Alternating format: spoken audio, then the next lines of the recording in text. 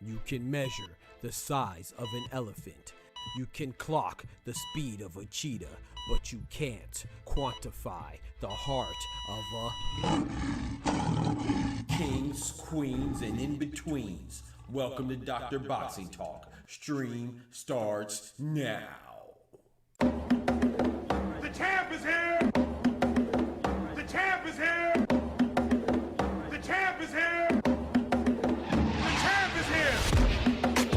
The champ is here! The champ is here! The champ is here! The champ is here! If I tell you I'm good, probably you will say I'm boasting. If I tell you I'm no good, you know one line.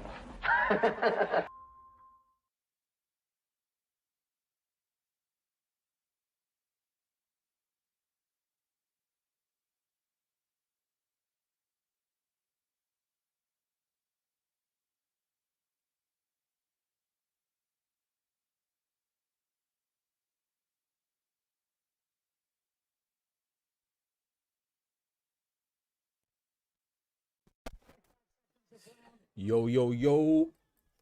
Yo, yo, yo. Good, great, grand afternoon to y'all, folks. Y'all know what time it is. The doctor's in the house. We are here. We are here. I wasn't going to stream this, but I said, man, you know, I'm watching it anyway, man. Might as well stream it. It's because I was busy. I wasn't sure if I would be able to sit down and just be able to stream it, you know.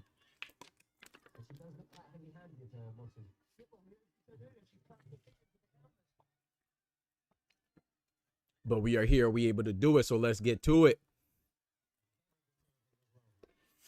Make sure y'all don't hear the freaking background. The actual fight.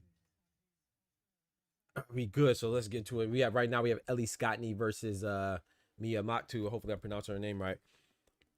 I've seen them both fight before. Battle of Undefeateds. I think Mia Mocktu is like 20-0. Ellie Scottney is like 9-0. Seen both combatants fight before. They're good fighters. Mia Motu. So let's see how it goes, man. Before we get started, let's go ahead and say our prayers. So please bow your heads and join me. Dear Heavenly Father, thank you, Lord, for these blessings.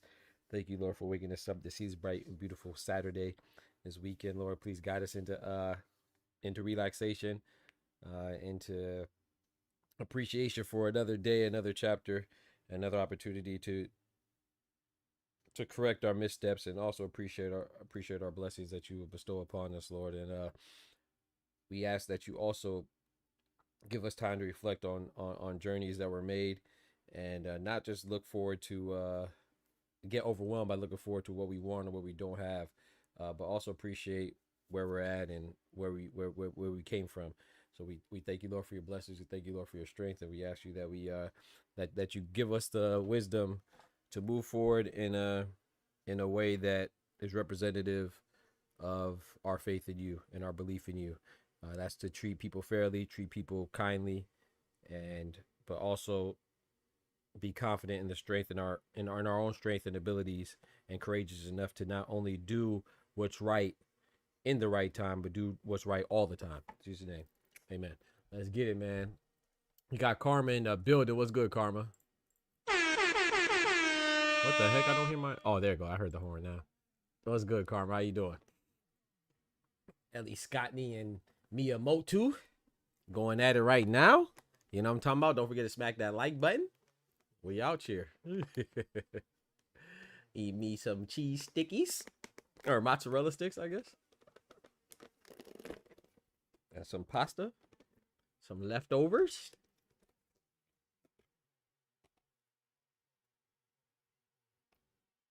Chicken broccoli. Chicken Alfredo, I guess, yeah. Or it's not Alfredo, I guess it's penne. Chicken penne, because the noodles are penne. Ooh. That was a nice right hook from Ellie. One time for me and Motu though, man. She has a nice program initiative for ladies that were involved in abusive relationships that she funds and she found. So shout out to her that she, a program that she has established for some years. You know what I'm saying? She's a warrior. Like to see that, man. Support, using her influence and her position to be a blessing to others. Undefeated fighter, 20-0. I believe she's from New Zealand, if I'm not mistaken. I think she's a mother of 5 as well. So she out here doing her thing, man. Boxing and motherhood and in the community. So shout out to her. And Ellie Scottney, she's doing her thing. Like I said, I think Ellie Scottney's probably more skilled from what I've seen and what I remember, and from what I'm seeing right now. But Miyamoto's definitely a warrior though. Ellie Scottney's nice too. I think she's 9-0, 9-0 or 8-0, something like that. I think 9-0.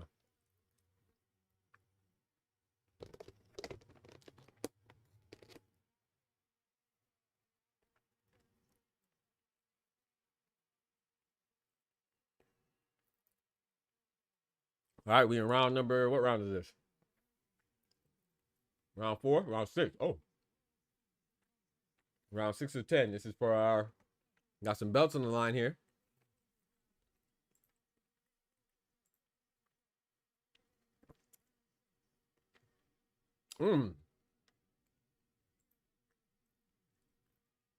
Got some super bantamweight titles on the line. Nice jab from Scottney. Ooh. Scottney tried to come in with a jab. Motu got her with a counter right hook that just grazed her glove.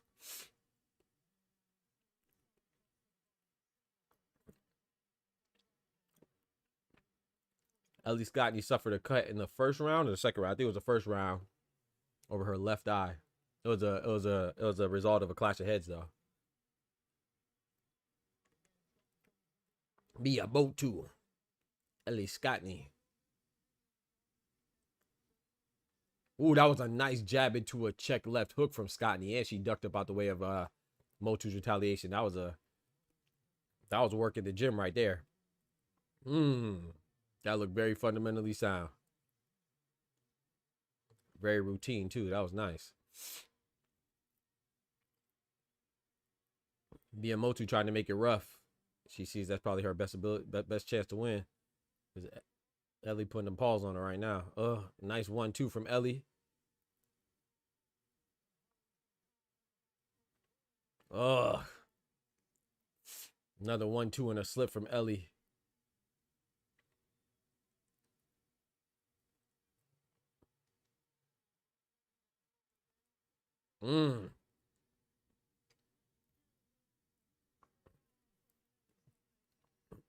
That's another round for Ellie Scottney in the bag.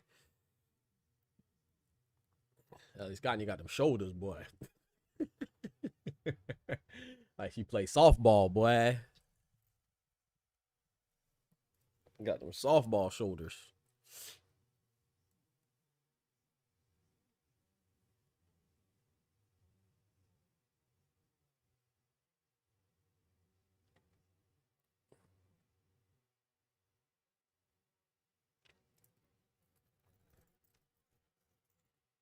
Yeah, she just Ellie Scotty. She's just too quick for her right now. Miyamoto just a little too slow. Just a little too slow. She just can't get off, man. Ellie Scotty hitting her with 2 shots and getting about the way and swerving. And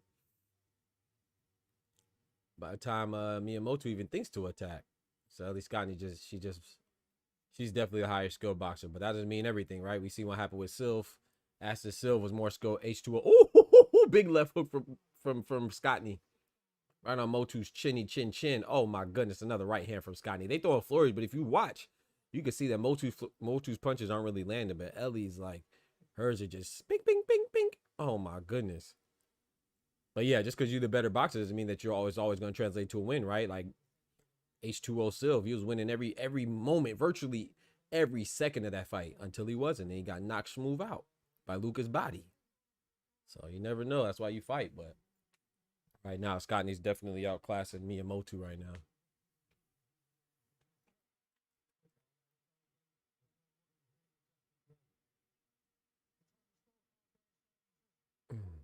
Yo, Tinky Winky in the building. You came in just in time to get kicked out. I don't know what it is, bro. But when I see your name, it just reminds you of things that you did in the past, bro. That's why you gotta have a good reputation, man. So we gonna holler at you, bro. Yeah, get up on my channel, man. Every time you come in the channel, you come in trolling, man. I ain't got time for that, bro. You got to grow up. Let me know when you grow up, then maybe we'll revisit that. I ain't got time. I ain't nobody's babysitter, man. tell your mom and your pappy that they owe me some checks. They gonna pay me to babysit your goofy behind. Yo, we got Warlock Boxing in the building. What's good, brethren?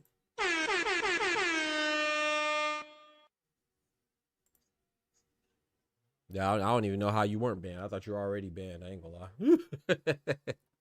we could rectify that right now. One button. Get up out of here, cousin.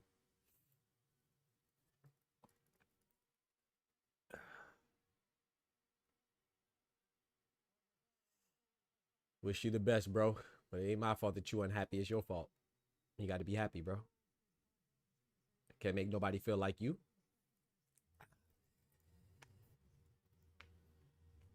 Warlock Boxing, though. What's good, bro?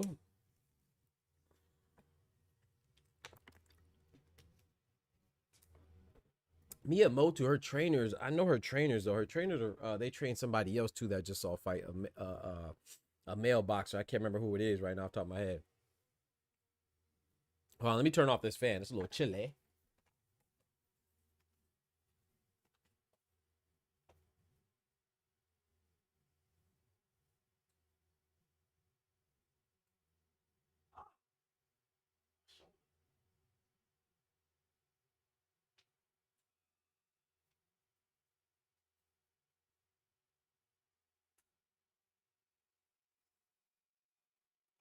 Excuse me.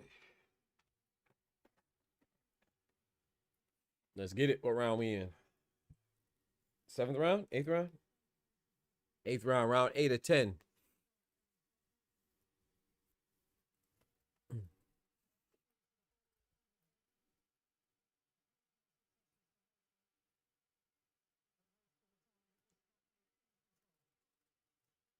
Ooh.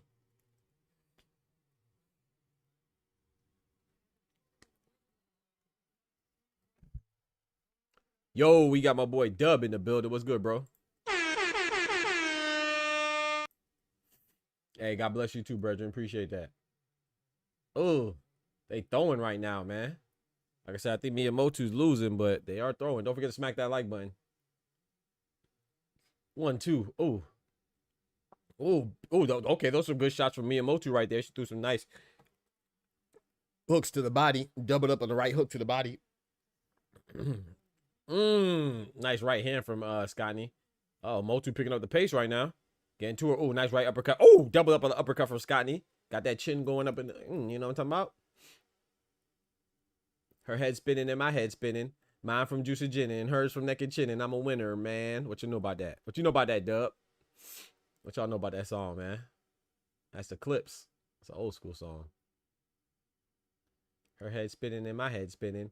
Mine from Juicy Gin and hers from Neck and Chin. And oh my goodness, nice left hand from Scottney. Hit it with 2 upright uppercuts. Got that chin motion. Oh boy.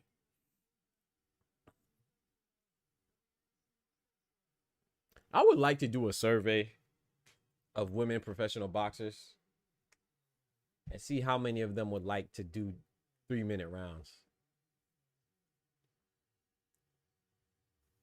Because this is a good fight, but I think 3-minute rounds would benefit Motu. Or it might benefit both, because if it was longer rounds, Scottney might get Motu up out of there. But it looks like Motu's kind of, you know what I'm saying?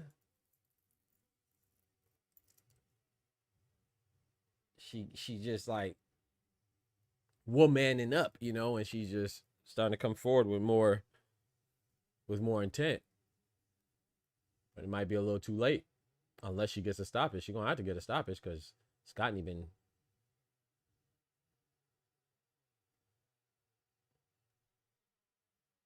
Scottney been going crazy. I ain't gonna lie, man.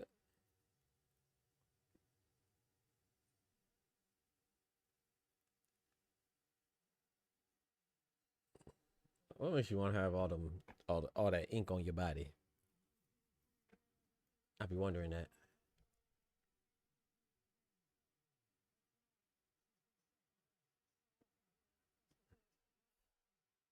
Nice 1-2 from Scottney again. Motu's coming forward, stepping on the gas, trying to come forward. She knows she's behind. She has a lot of catching up to do. She has 2 rounds to do it. We're in the 9th round, 1 minute and 30 seconds left.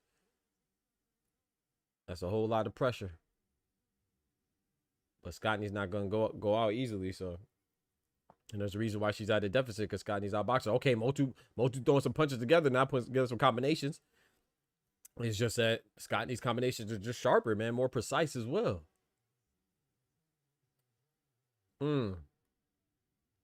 Oh man, 1, 2, 3 from Scottney. The referee warns Scottney from using that elbow.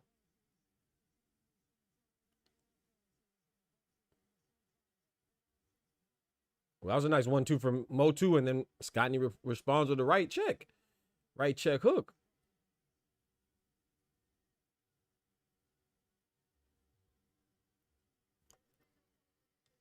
Scottney just using her mobility and her lateral movement now. She knows she's in the lead, so she's making it hard for Motu to pin her down and try to get some shots off. That's what happens when you built a substantial lead, man. Now she just has to play keep away. Keep away and keep out. Ooh, that was a nice little exchange right there. Both got some good shots in. Scottney got the last one with a right hand to the chin. Excuse me. Yo. Yo. Oh, the mic's good. Okay. I thought I saw the mic was off. Oh, my back. That's it. 10th and final round, man. Motu's going to have to do something spectacular to get this dub. If not, pretty much a formality.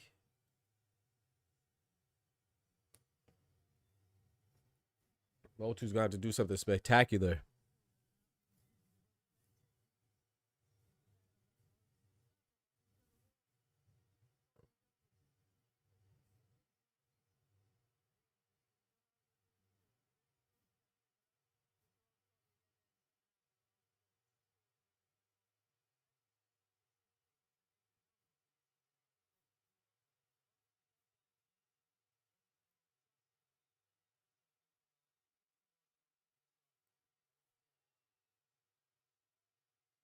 That's what's so like. He has a very good relationship with her trainer, though. They just embrace for the 10th and final round. My boy got tattoos on his toes. Scottney and Motu embrace. 10th and final round. Let's get it. Motu needs a knockout. I was just saying this 10th final round, she needs a lot more than a knockdown. She gonna need a knockout. Oh, she throwing though. She's still throwing. Oh, they clinching right now. She fighting. Motu is going. Oh, Motu is going right now. She leaving it all in the ring. Shout out to Motu. She leaving it all in the ring. She ain't gonna leave. She ain't taking an ounce of energy out this ring. She leaving it all there.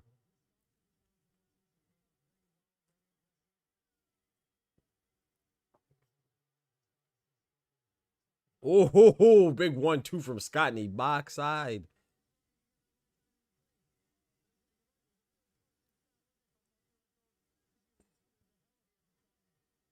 Oh, nice right uppercut from Scotty.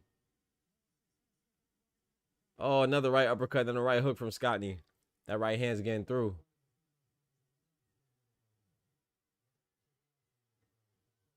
Left hook to the body from Scotty, then the left hook to the head, then a right hook to the head from Scotty. Motu's throwing punches, they're just not landing flush. There's no accuracy on her punches. She's throwing punches, but they're just, number one, they're like arm punches. They're not really any, her form's not the best, her technique, and then there's just no precision on the punches either, man. But she's throwing hands though. He just ran into a big left hook from Scotty. Yeah, it's over with. 20 seconds left in the 10th and final round, y'all.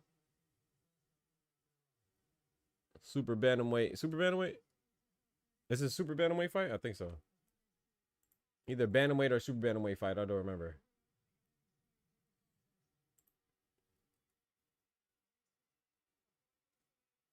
Super bantamweight, I believe.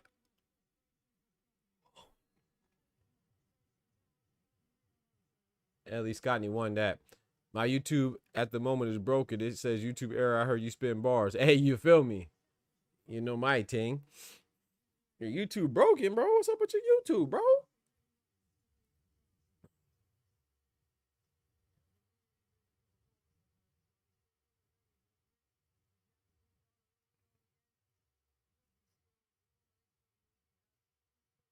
Your YouTube broken? News are yoking.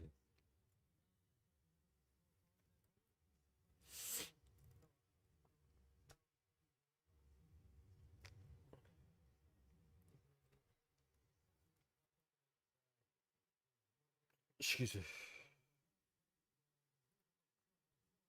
Oh, Lord.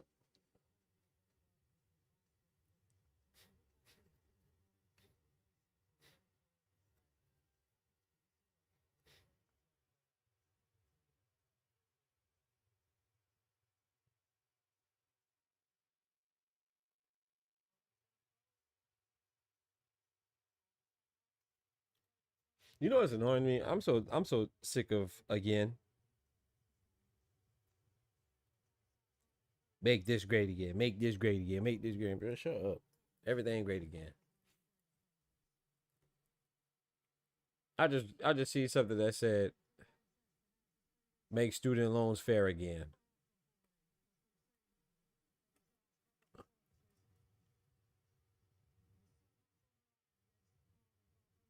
Yo, Canelo in the building. What's good, brethren?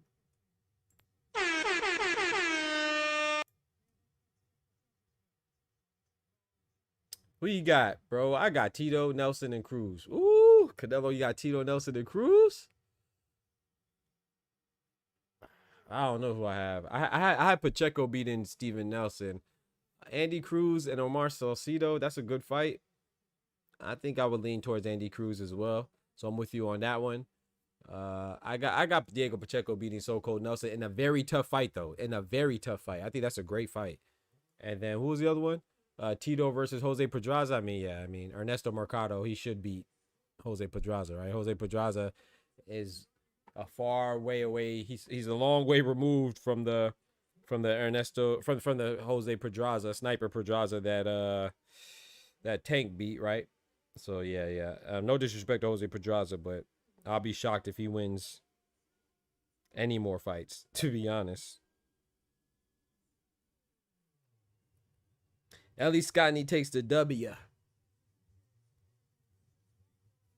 At least Scotty takes a W, man. Now she improves to 10-0. She defends her IBF and WBO Super Bantamweight Championships and IBO too. IBO as well.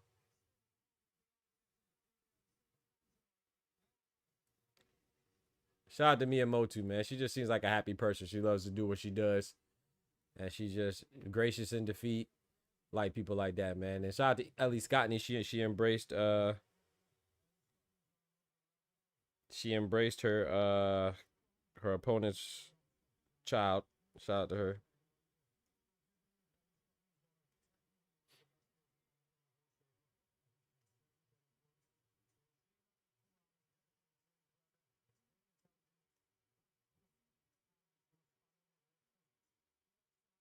Hold on now, Marlene gotta hold on. Oh, she might be hitting me with them angles.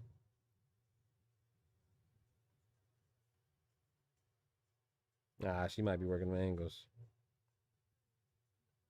Yeah, she capping.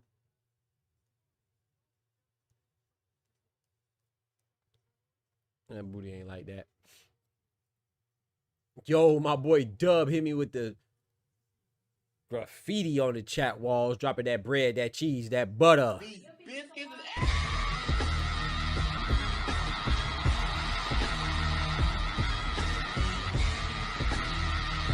know what I'm saying? Gotta make them holler for the $2. You know, do something strange for a little piece of change. You feel me? Roscoe Jones in the building. What's good, brethren? Hey, thank you so much, Dub, for the love, man. Dropping that graffiti on the chat walls, man. We blew it up. You feel me? We blew it up.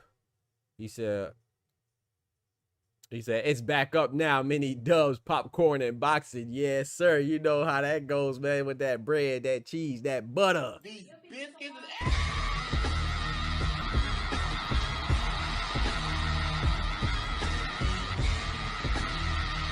Shout out to Mrs. Dub McCullough as well, man, for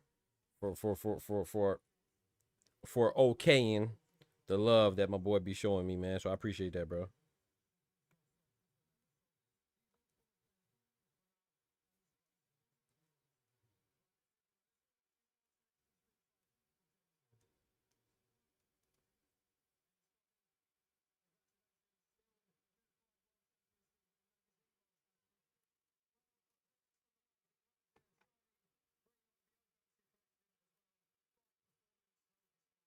After this card, man, depending who wins or loses, things will change a lot. Yeah, oh yeah. It's gonna be a good card, man. Diego Pacheco's card is pretty good. I'm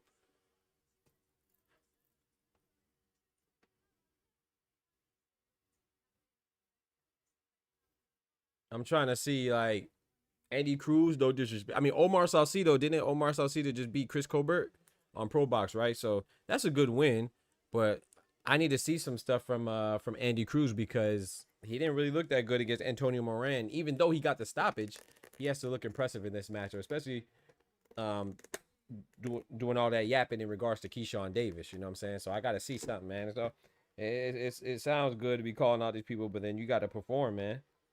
Like right now, it's becoming that he's more known for calling out Keyshawn than anything else, you know? So I think Andy Cruz is good, and I think he will continue to progress, but you calling yourself somebody else's daddy, well, your son is on his way to a title defense. I mean a title opportunity against Berinchek. So that sounds good, but no last fight, he struggled against Antonio Moran.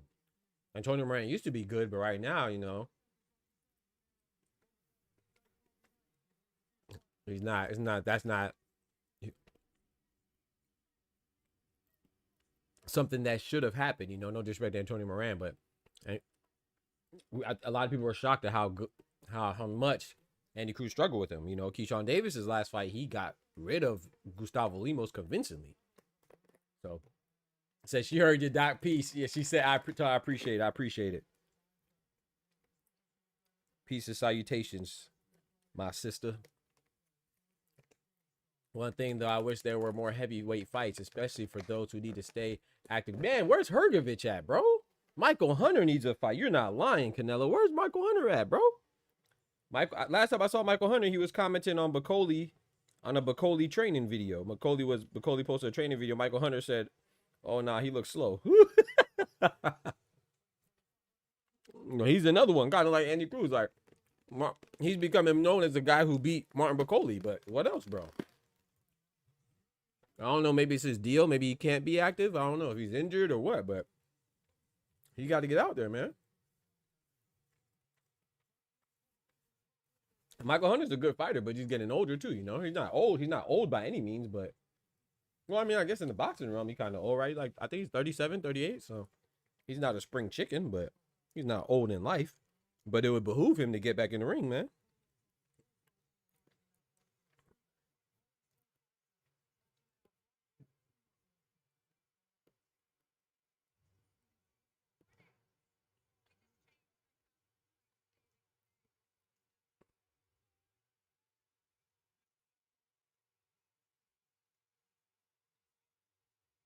Are you not entertained?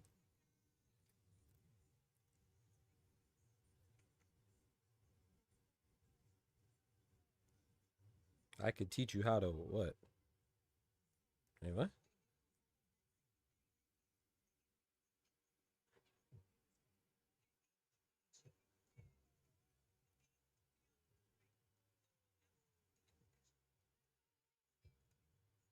I'll teach you how to stunt my popping my I'll teach you how to stunt. I'm learning how to. I'm confused.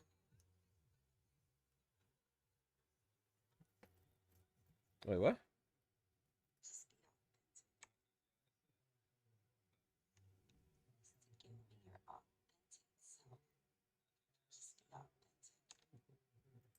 Oh man, she sounds too crazy.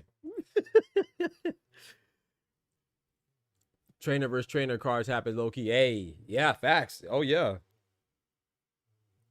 Oh yeah, you ain't lying.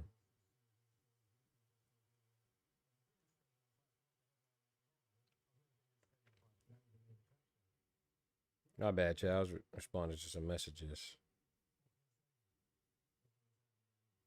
Yeah, like what we got right now? We got Bo Mack and Benavidez, right? Benavidez Sr. and Bo Mack going at it. Man, it's gonna be a good fight, man. Because even no matter who wins, is their biggest test, right? No disrespect to Steven Nelson, so cold. Steven's so cold Nelson, but he hasn't really fought anybody of note, right? And then Pacheco, he has some decent opponents, like he beat what's the dude's name? Gallegos? I don't remember his first name. Is it Martin or Marcos or something? Gallegos. But anyway, Gallegos just beat Khalil Cole, right? You know, and Diego Pacheco beat him handily. I think he stopped. Yeah, Diego Pacheco stopped him, and then another guy that somebody had a draw with, he stopped him too. You know, so Diego Pacheco, his resume isn't too notable. Of course, 168 is not that deep of a division. You know, until you get to the tippy top. Once you get to like the Canelos and the Caleb Plants and Christian and Billy's and and Diego Pacheco himself, it's not really too deep. So it's not that bad. They didn't really fight anybody, but still he hasn't really fought anybody. He just beat Sulecki. That was a veteran fighter. He stopped, and he beat somebody else too. He beat an undefeated fighter in Sean McCalman. That was pretty good. A guy from Colorado. That was a good fight. It was a decision, but it was a good fight. So I would say who has a better resume, I would say it's Diego Pacheco. Younger, he's 23. Steven So Cold Nelson's 36, I believe. But yeah, we'll see, man. So if Steven Nelson could upset Diego Pacheco, that'd be crazy. And if Diego Pacheco could win, that's a good win. Because Steven So Cold Nelson is, he's good, but I don't know. I'm leaning towards Pacheco, but I think it's gonna be a very close fight. I think they're gonna bring the dog out of each other, the best out of each other.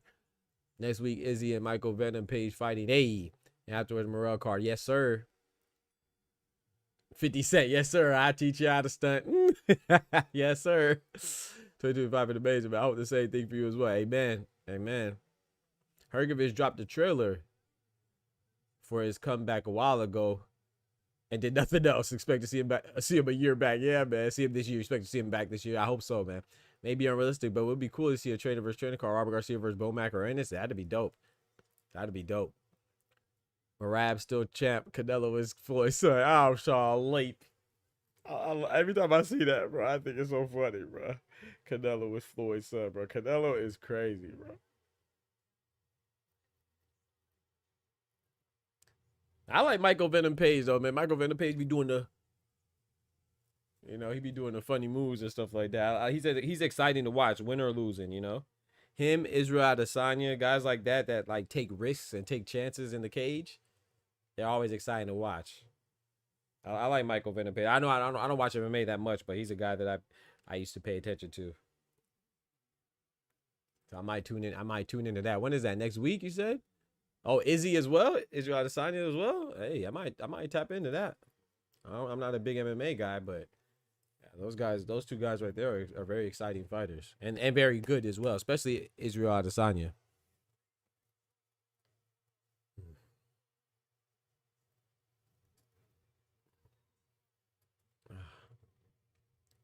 And then February 22nd, man, the big fight, the big card, the big showdown, Beterbiev and Bivol Part 2. Ooh wee.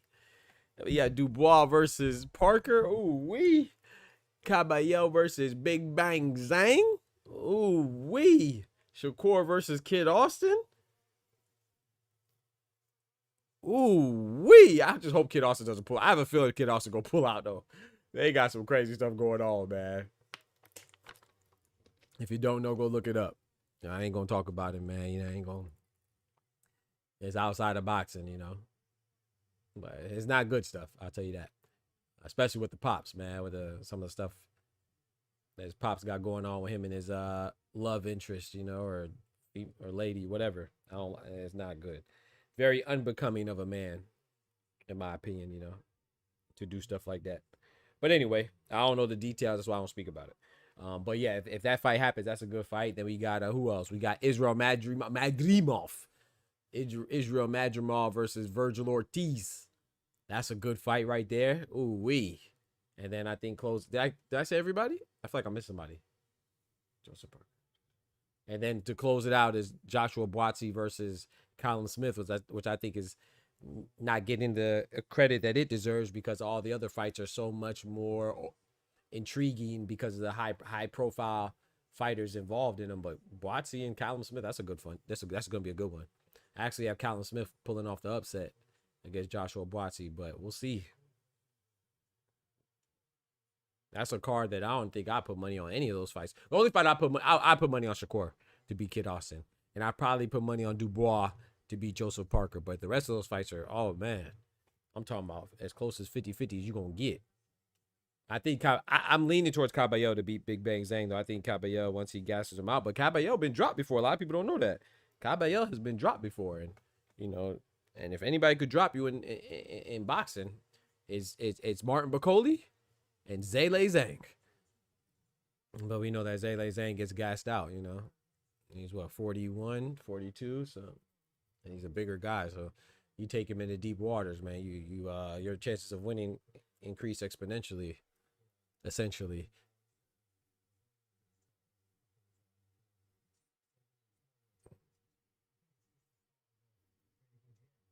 Yeah. Last one was Beterbiev. He had a good reason. Yeah, remember. Yeah, you're right.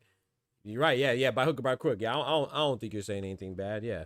Yeah, you're right. A lot of the time, someone does pull out his cards. It's just so much. It's boxer, right? You know, you get injured. His life. So yeah, somebody may end. Of course, Beterbiev had to pull out because of his what was this, meniscus? I think he had an issue with his meniscus, tore his meniscus or something like that. He had a knee issue. So yeah. The two, if someone told me to pick which two fights someone's gonna pull out of, I would say Kid Austin pulling out a Shakur fight, and I would say Virgil Ortiz pulling out the Madrimov fight.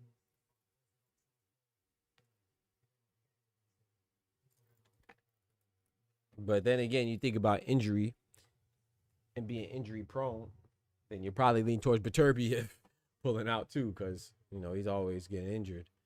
I'm curious about Zane game plan. His stamina won't play a part and do it for the positive, but he got a smart trainer. Yeah, oh yeah. Doc and Canelo is Floyd's son. Do you guys ever watch the boxing and MMA cartoon that's been on for years? Nah. There's a boxing and MMA cartoon? I'm not familiar with that.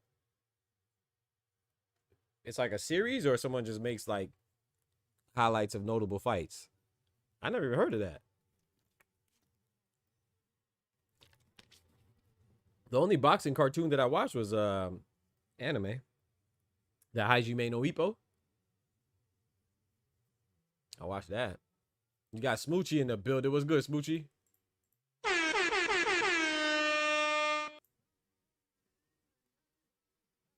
To pull it up. All right, bet. I'm gonna check it out. It's on like YouTube or something. So, all right, bet. I didn't appreciate it.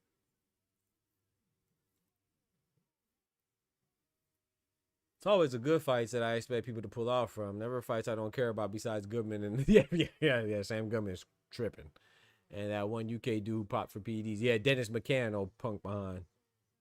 Yeah, we don't rock with Dennis McCann on this side. No sir, he popped dirty for 2. He was supposed to fight Peter McGrail, and then he popped dirty for 2 substances. We don't rock with Dennis McCann over here. Cheating ass.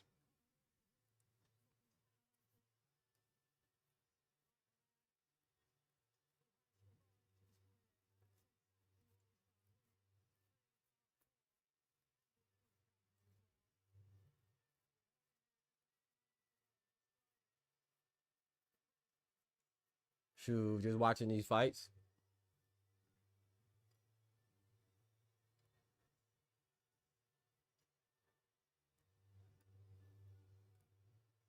Watching these fights. I'm waiting for my shoulder to feel better so I could get back to my workouts, man. Well, I mean, I'm still doing them, but guys, leaving my shoulder been freaking hurting, man. Getting on my nerves, man. Messing up my workouts, man. Messing up my gains. You feel me? You know what I'm saying? I got to get them gains for them big girls, you know? They like, you know, big girls like getting scooped up. I'm just playing. Oh, man. Chat, you know what's a good movie that I didn't see until recently? Yeah, it's just my left shoulder. Just when I do certain, it's gotten much better because before I couldn't even do this. I couldn't throw no hooks. Like I still feel it when I throw a hook, but I like see right there, that just hurt. But yeah, it hurts. But before I couldn't even throw a hook at all. I couldn't even move my hand and my arm in this motion. So it's getting better. It just needs to get better faster. I couldn't even do this before. That's why that day when I was with Jordan, you know, my niece, we were at the park. I did those pull-ups. I don't know how I did them because that jump was hurting, but sometimes I probably did worse damage to it. But I don't stay still. I just push through it. That jump freaking hurting. I still do my push-ups and stuff, and I don't feel as much pain doing my push-ups anymore. I still do my pull-ups on my side on my trees, on the mango trees. That jump be hurting, but it don't hurt as much as it used to before, so that's good. It's getting better. But I pull up this. It's a life changer. I've been watching this since 2018. Yeah, it's Canelo, AJ Fury everywhere. All right, bet you sent it to me. The fight's about to start, so I can pull it up real quick before the fight starts. Am I gonna get copyright though?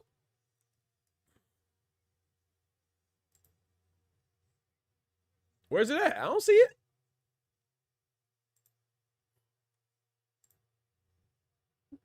Said pull it up. Pull what up? I don't see nothing. You put it in Discord? I don't see it in Discord. Y'all saw that dude who looked like an alien fight on Misfits box. I never laughed so hard. He the worse than that black dude fighting like a street dude. Nah, I haven't watched I'm telling you, you gotta tell me the name, Dub. Did you give me the name? Oh, okay, I see. My fault, bro.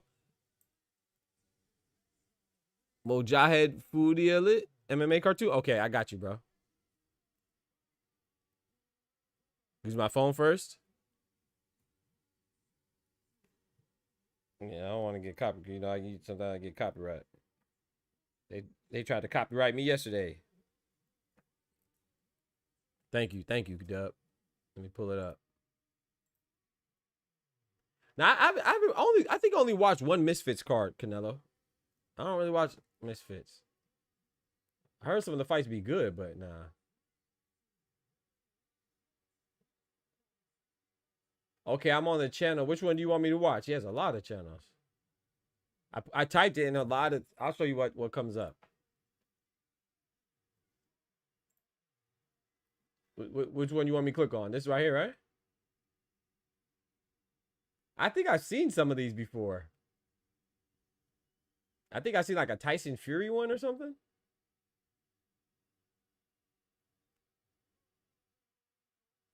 Okay, yeah, I've seen one. I seen like I think I seen this one. Maybe not this one, but I saw one. I saw one with Tyson Fury before.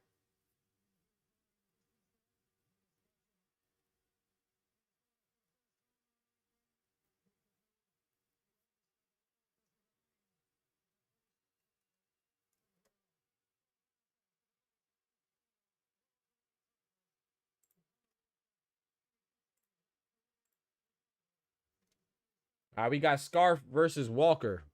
They do all the results of Big Fights of Card 2. I bet. I'm going to check it out. Appreciate you, Dub. Thank you for putting me on. Yeah, I'm going to check them out. Yeah, I think I'll get copyright if I watch it online, though. No, I'm going to watch it on my phone. Shout out to you.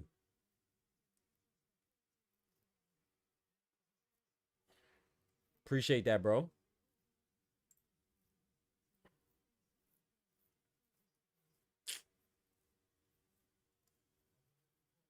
AJ versus Triple D. Oh, Lord. They did my boy AJ dirty, huh? Well, I guess Dubois did AJ dirty, huh? Shout out to AJ, man. AJ got clapped up.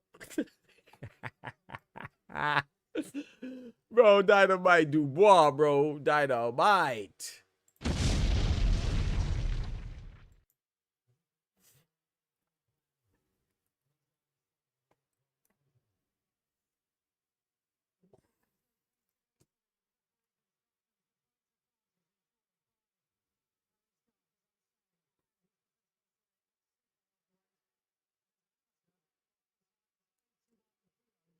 Ernesto Mercado, he got to earn that name Tito to me because every time I hear Tito, I think of Felix Trinidad. So I call him Ernesto. Ernesto Mercado. He doing more talking than fighting. So I got to see. I know he's 16-0 undefeated fight. I do like that he called out people, but he been talking trash to Devin Haney, talking trash to Shakur. Right now, I gotta see more action and hear less talking. So once I see him how he does against Jose Pedraza, which I don't think that win. No disrespect. Like I said, Jose Pedraza is a former champion, but he just hasn't looked good lately. He's like, once he lost the Tank, and he looked all right a little bit after that, but then, he started looking. He's an example of a fighter that took a L and never recovered from this L too much, So, Jose Pedraza, Ernesto Mercado should beat him, is what I'm saying. So even if he beats Jose Pedraza, still, unless he does it just spectacular, magnificent, sensational fashion, there's not much I could take from that win either. So I got to see Mercado get some fights before I get excited about him. But I definitely like the energy though. I'm with you on that, Canelo. I like when you call out people. I love it, But that can't be all you're doing is calling out people. That's not enough to get me excited.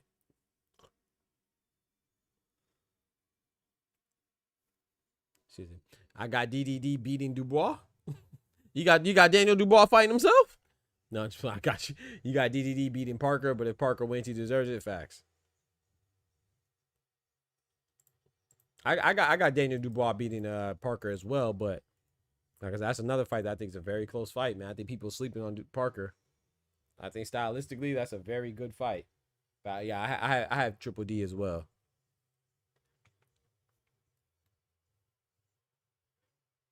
I got to see that one where he illustrated Daniel Dubois and AJ though, Dub. I got to go watch that. I definitely got to watch that. I know that's probably funny. He said, "I didn't even beat that." Nah, I know what you meant, bro. I know what you meant, bro. He about to have a mirror match with himself.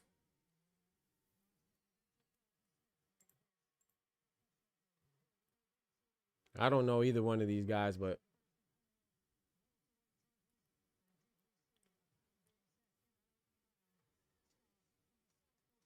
oh, Wolf throwing. Oh, he throwing some rapid uppercuts in the clinch. Oh.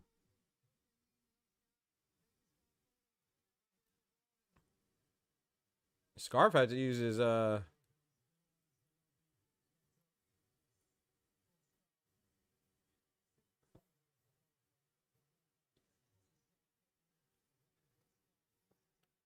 You got to use his range, man.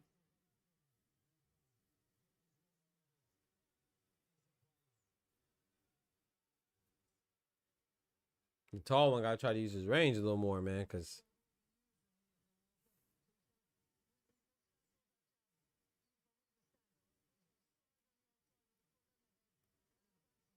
What undercards on YouTube right now, Canelo? Right now? Oh. Pacheco and everything great in life. Amen. Say that again, Canelo. Oh, big left hand from... I don't even know which one's which. I ain't gonna hold you.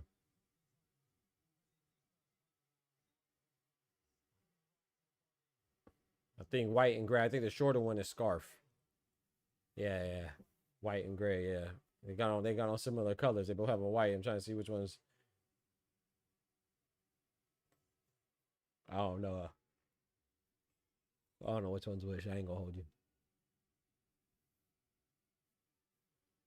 White and gray, white and black. I don't know. I think scarf might be the taller one and Walker's the shorter one. I don't know. There you go. The taller one's using his range a little more. Then the shorter one just rushes in right there as he's supposed to. Trying to do some work on the inside.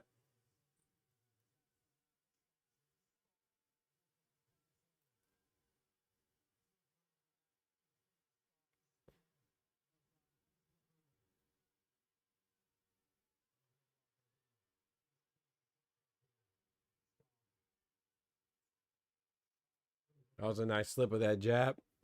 After this round, I'm going to go grab a water. Ran out of water.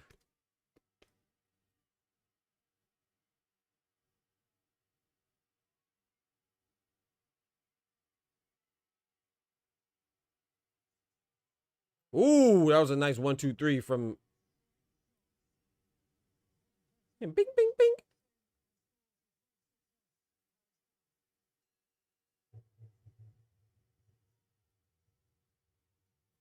That was nice. That was a nice 1-2-3. Pop, pop, pop.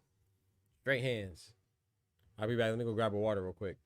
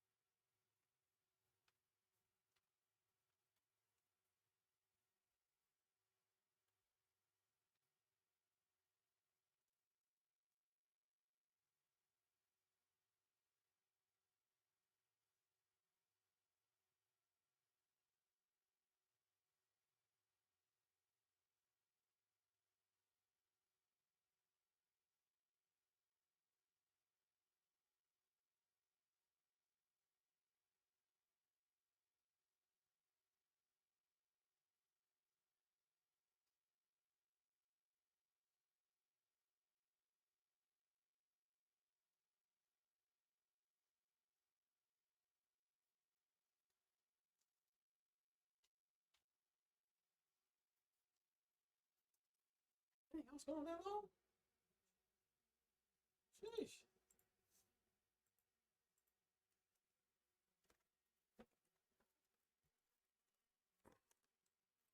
In the studio. In the studio. In the studio.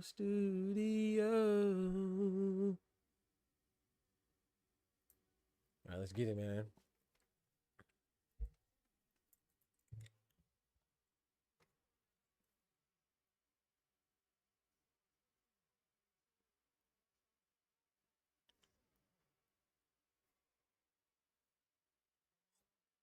I'm not familiar with any one of these dudes, man. And by the way this fight's going, it's going to stay like that.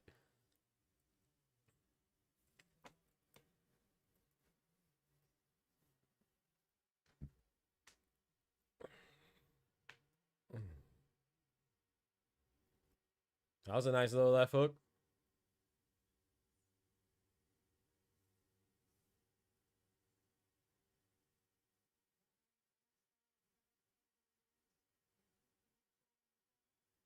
That was nice. Okay.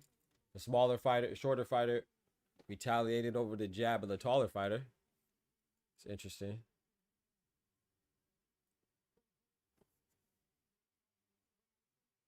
Yeah, the taller fighter needs to pump that jab out more. I think he'll find more success.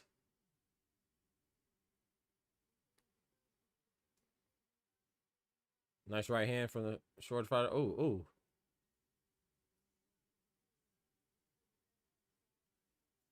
The referee breaks him up out of the clinch. Yeah, I feel like this is going to go the distance, man.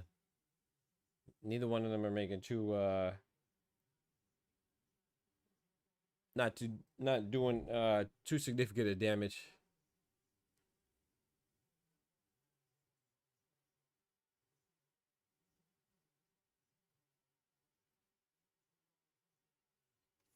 Like the taller one, he's keeping his range, but he's not doing nothing with it. He's not doing much with it, I should say. You got to keep that range, man. I mean, you got to do something. You got to pump that jab out or something. Eggs was $12. Come on, man. We gotta. Come on, man. You know, new administration, man. You gotta write him a letter, bro. You gotta make him. You gotta request him to put in an executive order. See what I did there? Executive order. Executive order. Lower the price of eggs. Oh man, you know who's really gonna be mad about that? Well, never mind. I was gonna say Conor Ben's really gonna be mad about that, but Conor Ben's in England, so he alright. Conor Ben really gonna be mad about the increased price of eggs. Head ass. I was at the first one at the supermarket. Sheesh, $12. $12? Nah.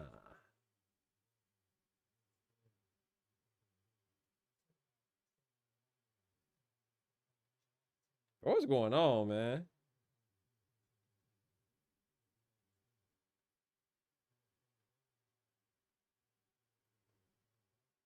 $12 is crazy.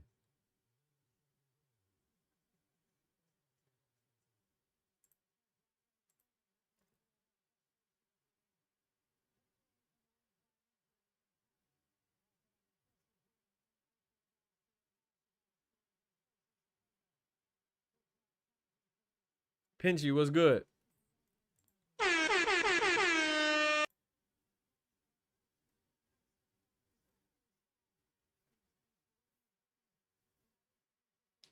Oh, I call the Don directly. Gas will be $2 SGE per. I bet. My boy got him on speed dial. That's what I'm talking about. That boy Dub special. That boy Dub special. We ain't all able, brother. We ain't all able. Oh.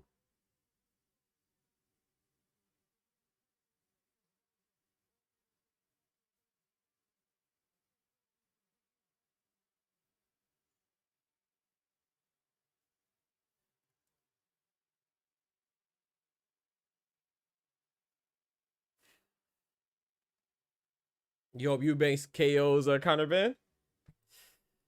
Yeah, I'm going for Eubank as well. To be honest with you, I'm not too intrigued by the fight. You know, of course, that's more of like, you know, a lot of the intrigue will come from their local population, you know, and local boxing fan base in England or in the UK in general, but primarily England. I'm not really, you know, of course, the historical meaning it has with their fathers fighting, now the sons are fighting. I'm not too interested, but I'm pulling for Eubank, yeah. I don't really care for either one. I'm kind of like you, Canelo. I don't care for either one of them, but I would say I like Eubank a little more. Or I say I dislike Conor Ben a little more. I don't really particularly like either one of them. But at least Eubank never cheated. So, yeah, I'm rocking with Eubank.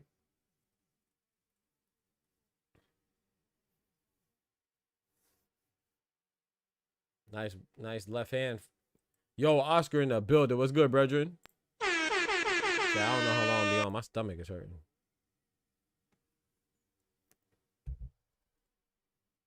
I don't know where it came from. You know, my stomach just started hurting just out the blue.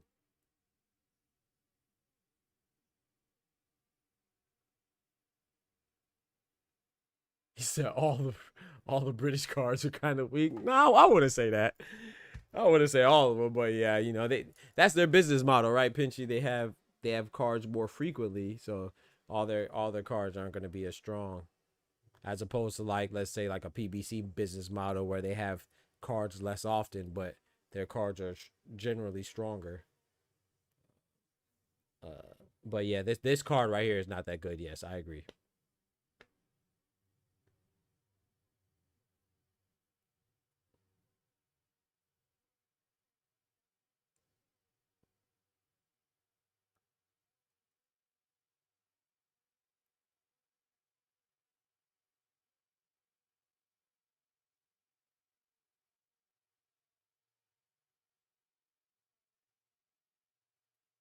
Eubanks Senior is fun to watch.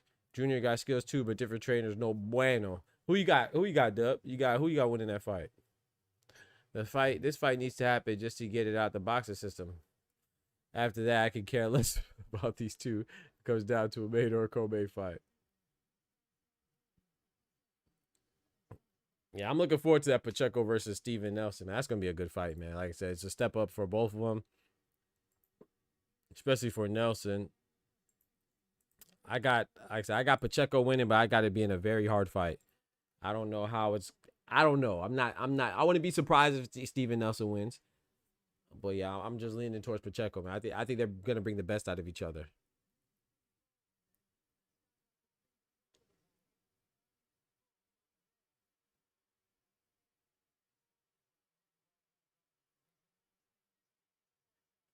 Ooh, nice double left hook.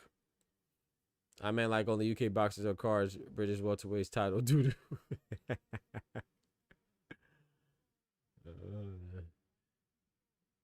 Shout out to the UK. I like the UK boxing fan base though. You know, I think they appreciate fighters more than let's say American boxing fan base does. I think UK, but yeah, no, I get what you're saying though.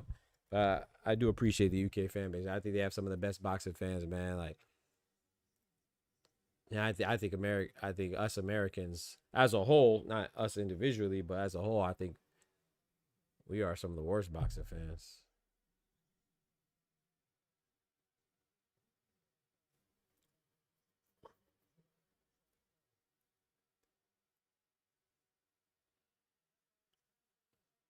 You thought Eubank was able to be Oh no, oh no, dumb. What? You thought Eubank would beat Canelo? Oh nah, you disrespectful. Here you go. Oh shit. Yeah, I'm tired of that. It was so disrespectful. Ain't no way you just said that, bruh. I should take away your mod. Ain't no way you just said you got Eubank beating Canelo, bro. Back in the day, any day. The past days, present days, or the future days. Any days.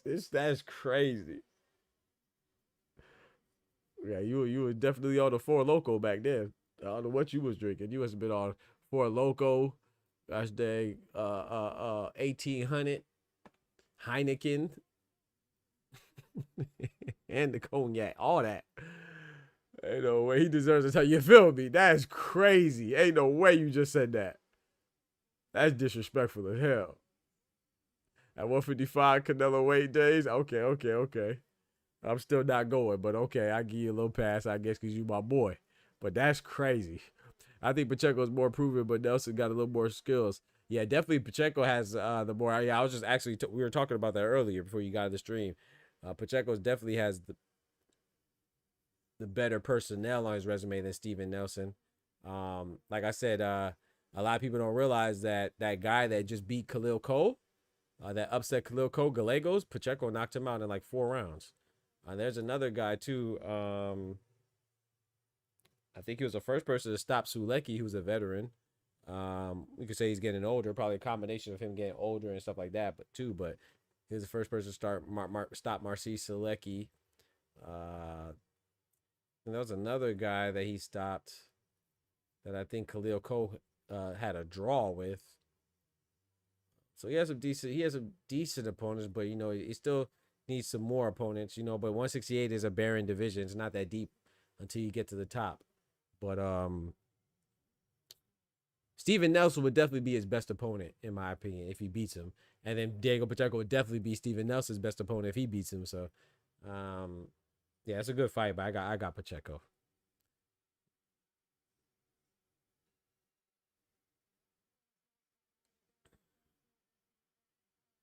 Now, I appreciate your honesty, though, Doug. I appreciate your honesty, bro. You know, we can all laugh about it, you know? I mean, hell, I had Errol Spence beating Terrence Crawford. You see how that turned out? I look crazy.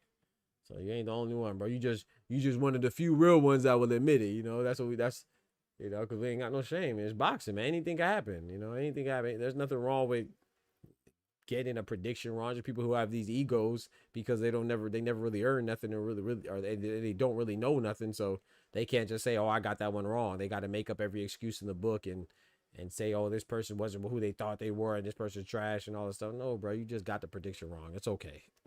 It happens. Which you ain't even get it wrong because they didn't fight. I'm just using that as an example. But I did think Errol Spence and Terrence Crawford was going to go the distance. I didn't think Errol Spence was going to slaughter Terrence Crawford. I thought it was a very close fight. I thought it was a 50-50 fight. I was just leaning towards Errol Spence. I thought he was going to edge him out. But boy, was I wrong. I was super wrong. Who is Steven Nelson's best victory? Yeah, Pinchy, I don't know. Because I saw his last fight. I seen him fight 3 times. And I can't remember who he fought. You know what I'm saying? I don't know the names of anybody he fought. Like, I would have to look at his resume and tell you maybe if I recognize somebody. But, like, you know what I remember from his last fight? I remember the fact that he had a dope design on his shorts because they fought in the West Coast. They fought on the West Coast. So I remember, was he on the card with Terrence Crawford and Israel Madrimov? Like the undercard of that, maybe? The prelims of that or something? I don't remember, but he had on some dope-ass West Coast bandana shorts. That was dope. But that's all I remember from his fight. You know, I remember he did very good, but I don't remember who his opponent was. I was wrong all of 2024 too, but this is my year. Let's go. Claim it. I was bugging for sure around the Amir Khan Kodo time. Yep, I'm talking myself out 10 minutes. Yeah. You bang over Canelo is crazy. I ain't gonna lie.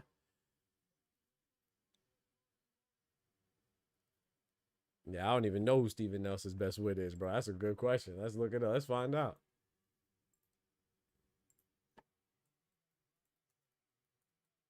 But he does look good when I see him fight, though. You know, let's see. His last fight was against Marcos Rodriguez. He stopped him in 5. That was the one where he was on the West Coast. Yeah, it was in BMO Stadium, Los Angeles. That's what I was talking about. I remember his fight against DeAndre Ware. I don't remember James Ballard. Rodney Montgomery, I'm not sure if I remember that one. I probably have seen it, but I don't. Actually, yep, I just looked up what Rowdy Montgomery looks like. I seen that fight too. Yep. But I don't, you know, that Rowdy Montgomery's 10-4. So yeah, it's just, yeah, Steven Nelson doesn't really have, you heard, man. He doesn't really have the resume like that. You heard, man. Oh, my back. But yeah, I'm leaning towards Pacheco. Oscar said he thinks Nelson's more skilled. I don't know. I don't know if he's more skilled, man. I don't know. I'm not sure. Also, with Nelson, most likely sparring people Pacheco hype, but Pacheco would be a fool if he only relies on his reach. Yep. And but that's the thing too. Yeah, I mean, look, they both did some good camps, right? Steven Nelson's in Terrence Crawford's camp with Bo Mack and them. You know, they got some great sparring. Steven Nelson has access to one of the best fighters, if not the best fighter today, right? Terrence Crawford, number 1, 2, or 3 pound for pound, right? Him, Usyk, and Inoue. So that's a hell of an asset to have in your corner. You know what I'm saying? And in your gym, you know, be able to have access to that. That's a boxing genius right there, you know? And then let's think about Pacheco. Pacheco has a good, he has a good stable too that he's coming from, right? I mean, he has David Benavidez in the stable. And from what he said, I've been watching interviews with Dave Pacheco. He's like, yeah, man, David Benavidez, he's so grateful to him because he always makes himself available to help other fighters, especially those on the come up. So you got the monster that you have access to sparring, you know. he also said that he's been sparring with a 160-pound champion, Carlos Adames.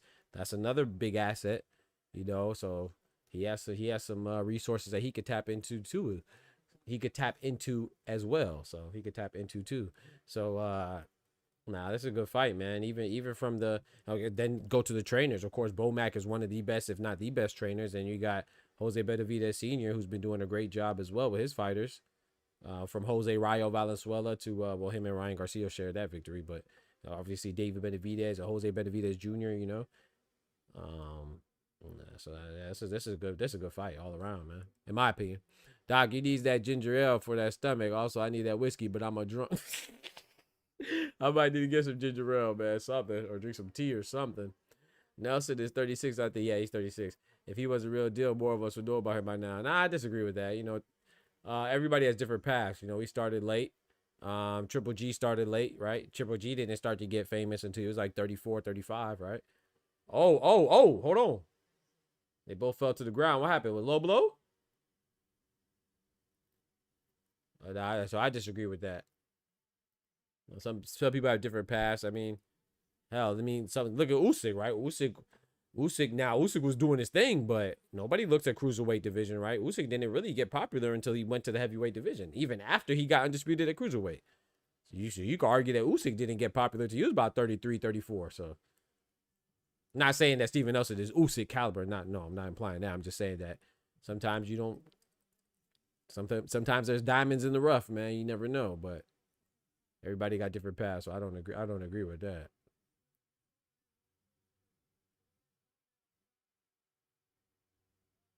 But like I said, I'm going with Pacheco though, because to me Pacheco's more proven. So I'm going with the guy I see more of, and the guy who has fought more people that I recognize. So I do agree that I'm leaning towards Pacheco, but I think it's a good fight.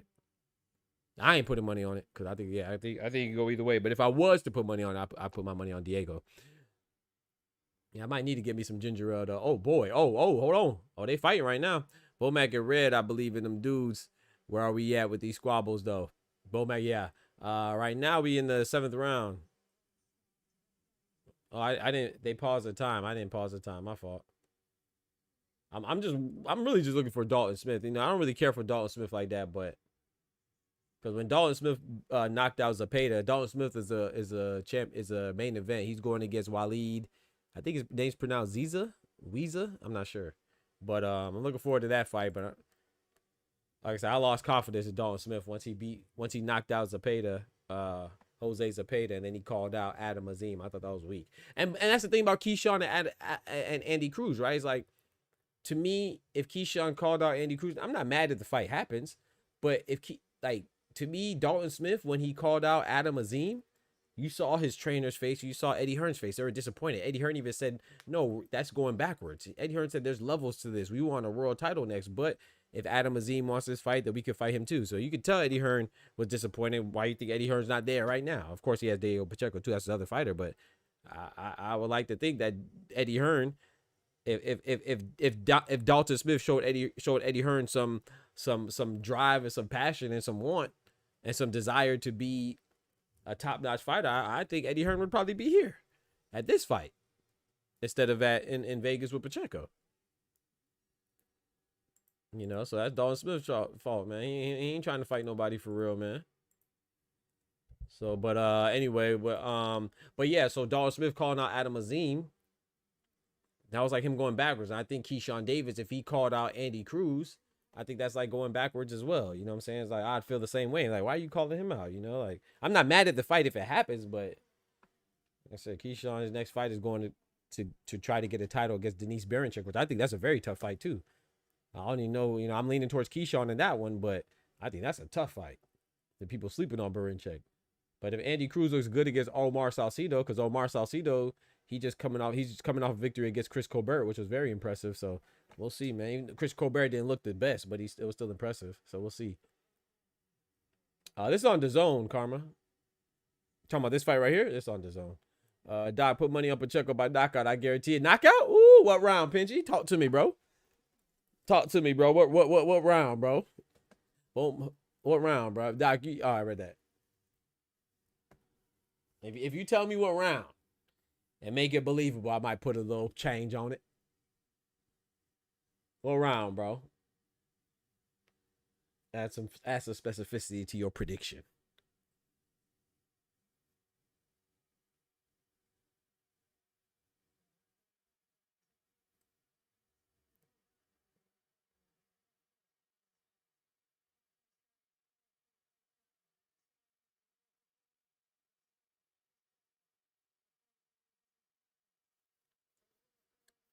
Yeah, I'm mad this fight's going the distance. I ain't gonna lie. Pinchy had a That's So Raven vision when it goes, her face is like, it goes like zooms into her face. Man, I used to like her, man. What's her name again? Raven Simone. Raven Simone. I used to like her, man, but then she started talking. And then I hear what she really thought. What she really thinks. I do not like her. That's why sometimes I don't be wanting to hear like people that I like. Like I don't want to hear them talk about like important things. Cause then I'll be like, gosh dang, I don't like your ass no more. That was stupid. Why would you say that? I be trying to keep people, I be trying to compartmentalize people and put them in their old narrow space, you know. I'll be trying to hear what everybody think about everything, cause like, oh, you like that? Oh, okay. I ain't watching That So Raven no more.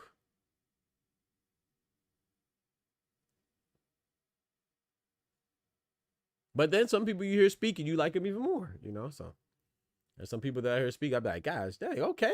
Oh, big left hand, right hand. Oh. Hey, that was a hell of a balance, man. My boy displayed some mean balance right there. That was some great balance right there. I don't know. He was on the verge of going down. Like there's a whale in the boat. Ain't that right, Karma? It's going down like there's a whale in the boat.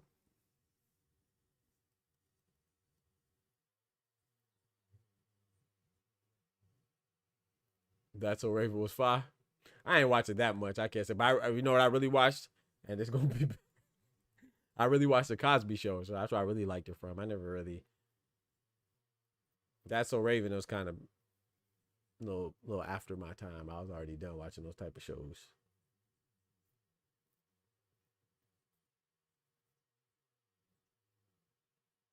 But I did like her friend, though. What's her friend, Chelsea?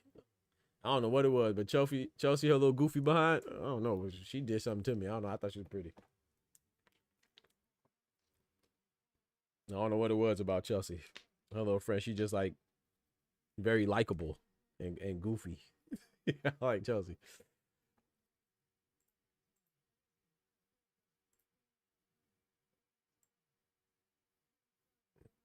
Rest in peace, Weezo. I'm gonna say your name loud. Rest in peace, Weezo. I'm gonna say your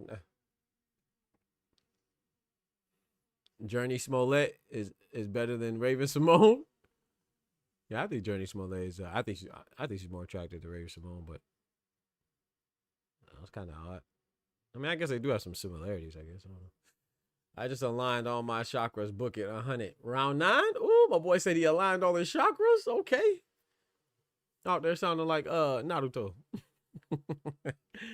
That's Tank's sister is crazy. What about her brother? Is he still in? Is he still in? He's still in. What's his name? Is he still in jail? Dr. Bunny Hopper. I'm calling Dr. Umar. Call Dr. Umar if you want to. What he can do to me? Can't kick my ass. I don't live my life by Dr. Umar. You know what I'm talking about?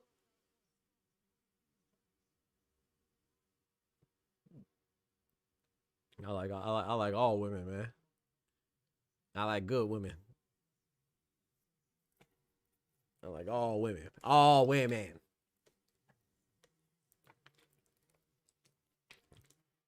Ain't nobody gonna gosh dang what's it? Ain't nobody gonna put me in the box due to your ideologies.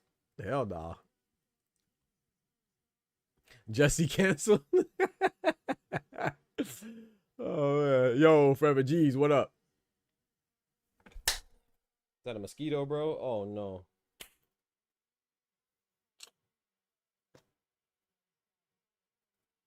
Dang, I missed them too.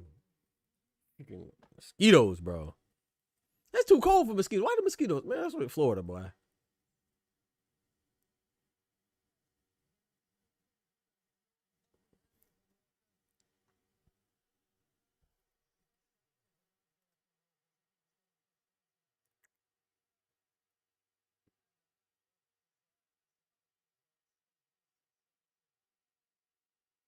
Forever G's in the building. What's good, brethren? Jesse out there lying and snitching. Shame on him. You out there snitching and you gonna lie and snitch on me? That's crazy, bro. You gonna tell on me, at least let it be something I did so I can take accountability. But you gonna lie and snitch? That's crazy. What was it again? Like he talked about he got robbed and like he got robbed on a train or something. It's a shame, bro. People, bro, I'm telling you, dog. Fame is a drug. Fame is a drug. It's an addiction. What's wrong with people, man? Do they sell their soul to get a camera on them, or a couple dollars?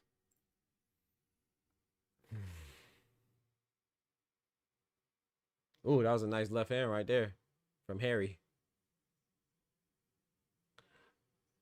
No, the twin snitch soiled his whole plan. Oh. The gay twins, I don't know who they are.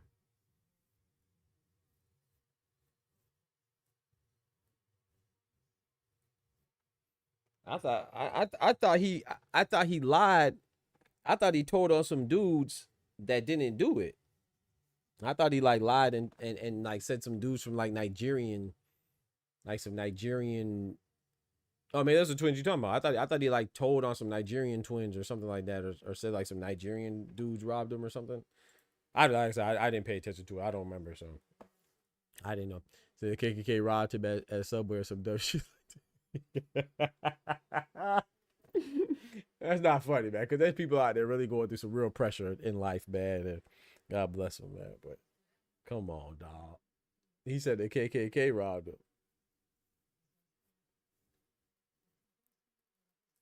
Nigerian twins, toot toot, beep beep. How you know they? Smoochie said they gay twins. I know. I ain't. The gay twins did it because he asked them to. Okay. I'm mad you called them the gay twins. I don't even know what. Oh man. Okay, back to this boxing stuff because y'all wilding in the chat. Nice body shot from the shorter fighter.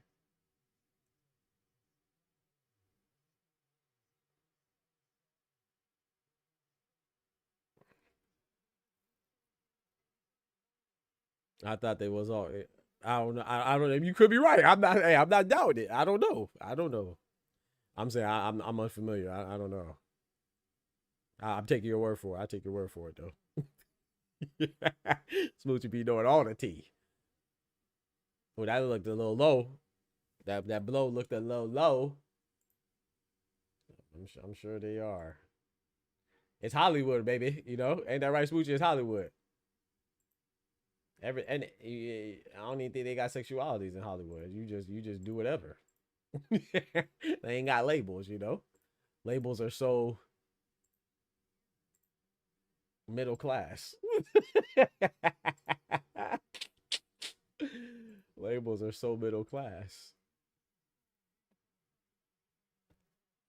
And so 1980s.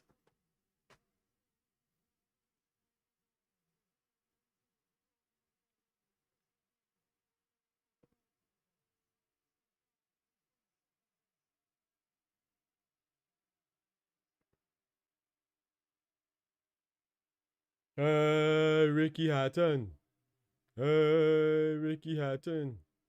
Canelo versus Eubank Jr. Big. Oh, Lord.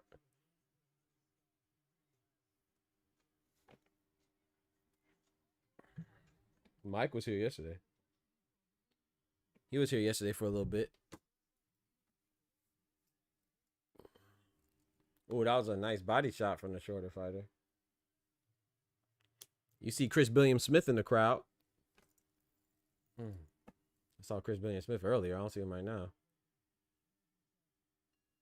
Shout out to Mike. Yes, sir. Mr. Mike hit the cash app with the $5. Appreciate that. My boy Dub, my accountant. Hey, you talking about? Mr. Dub, Big Dub. Okay, got to check on the elders. That's crazy. Nah, I'm about to, yeah, everything, everything, Cap.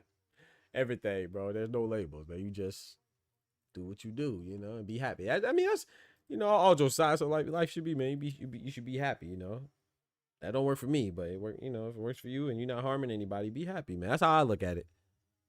I'm not trying to you be happy, man. Do whatever makes you happy. As long as it's not hurting anybody, be happy, man. People just be too nosy, man. Why you care who somebody messing with, bro? If they ain't messing with you, then what you worry about it? And that's male, female, or anywhere in between, you know? That's the way I look at it. That's between you, that person, and God. Ain't got nothing to do with me.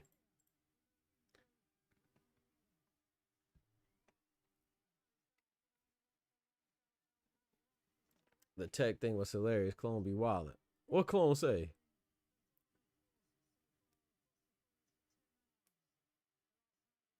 What Clone was like? Tech what? Bro, I said, I don't remember what were we talking about? And then I don't even know. Oh, yeah, we were talking about people coming in the chat trolling, and he said something disrespectful to Tech about being white or something like that. And so I banned him. And then Tech came, I mean, Clone came in out of nowhere and said, wait, Tech white? I said, bro. but Clone just crazy. He didn't mean nothing by it, though. He was just shocked. I guess he thought he was. I don't know what he thought he was, actually. I don't know if he thought he was black, Asian, or Hispanic or something. I don't know. But that was just, yo, Clone is crazy.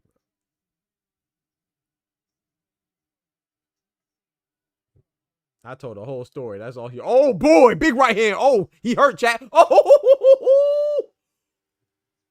Ooh. He put him on his back pockets. Oh, boy. Oh, boy. Oh, boy. He dropped a bomb on him, chat. He has this is going to be a long minute and 40 seconds. Oh, he in trouble. He in trouble. You got to clinch, bro. Why don't fighters learn how to clinch? You have to clinch, bro. That's the problem. Y'all don't be learning how to clinch. Y'all be thinking y'all invincible. Now you got that pressure on you. Oh, that pressure. That pressure. Oh, the smaller fighter, the shorter fighter, not smaller. The shorter fighter, he don't know how to throw punches accurately, though. Oh, you got to do something. You're going to get the fight stopped. It's over. It's over. Bro. Oh, boy.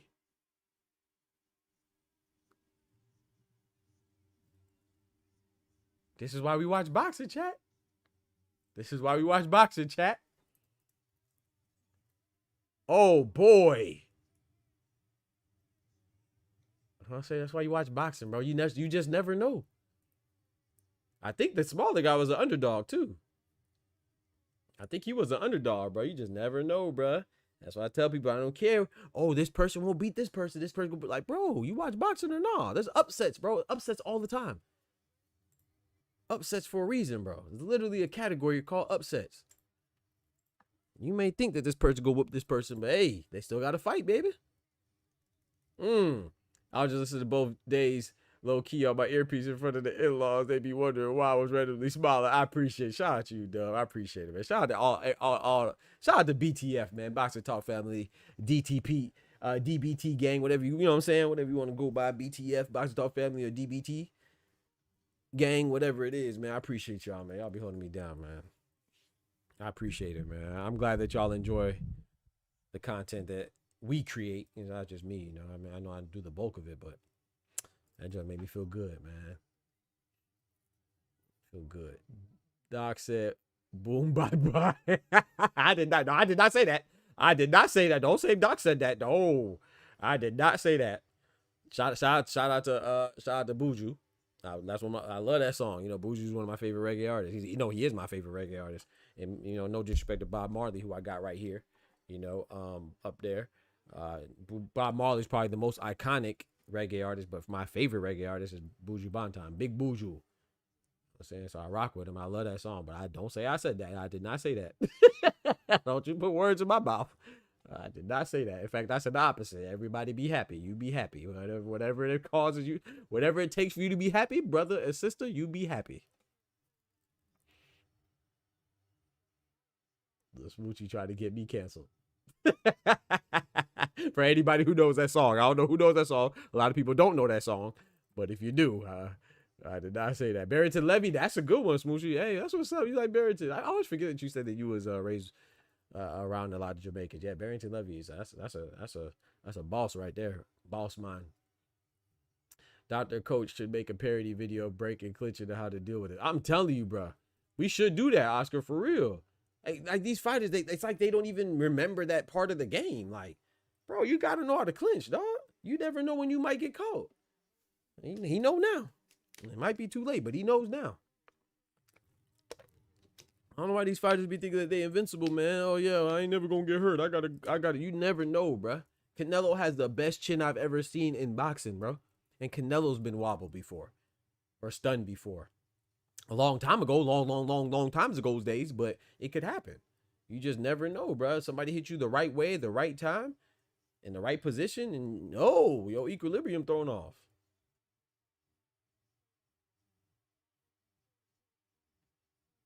You just never know, bro.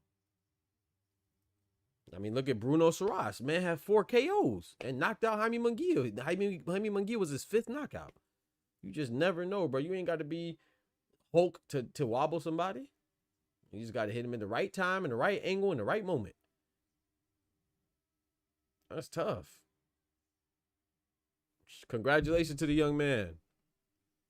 Little Richard belongs at what wall you have. Shout out to Little Richard. Tutti Frutti. Oh, Rudy.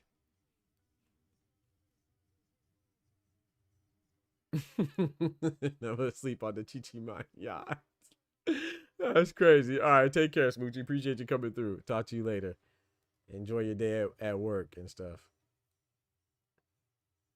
Hey, my boy Dub like Lady Saw. One time for Lady Saw, man. Let's get right. I know what that is. Lady Saw. You know I know Lady Saw. Yes, sir. What you know about Lady Saw, man?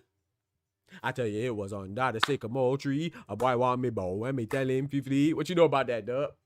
I tell you, it was under the sycamore tree. Sun stopped shining for me. What you know about the sycamore tree, man? What you know about that? What you know about that, Dub? Me tell you, it was under the sycamore tree. A boy want me bow and me tell him 50. I remember I used to love that song growing up, and then I got older and I knew what she was talking about.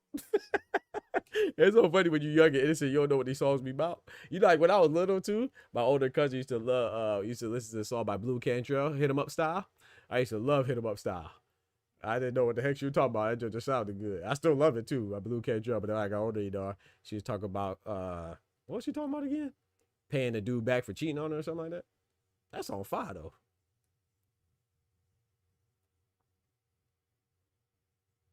Better hit 'em up style.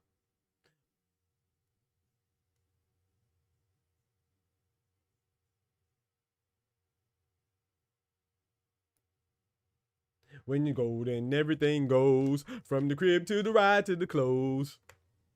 Hold your head and let them know that if you mess up, you gotta hit them up. That song go crazy.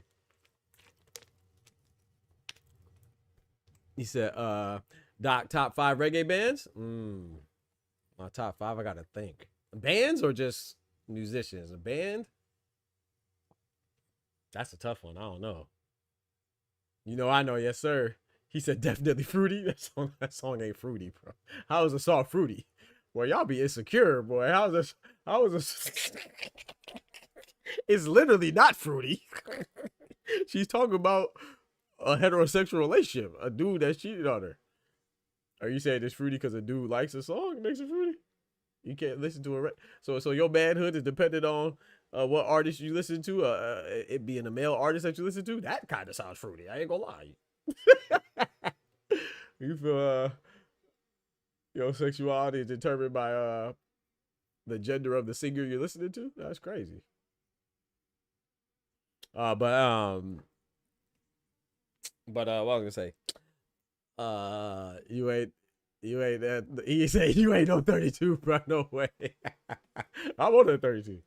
I think Doc got the Cuban birth certificate. You 48, Loki. Shout out to Luis Ortiz, man. You know what I'm talking about? Me, Luis Ortiz. You feel me? Who else? My Cuban brethren and sister, man. Me, Luis King Kong Ortiz. Osley Iglesias. You feel me? David Morrell. Arislandi Lara. You know what I'm talking about? I said Tutti Frutti. Let me think. I'm trying to think of a top 5 reggae bands, though, man. I'm gonna have to tell you my number 1 will have to be Bob Marley and the Wailers, because my great grand aunt was actually a whaler. Judy Mowat. Look her up, bro. She one of the whalers, bro. You know what I'm talking about? My great grand aunt was one of the whalers. Judy Mowat. Google it. Google it. So I would have to go with that by default, but I would have to go with that by default.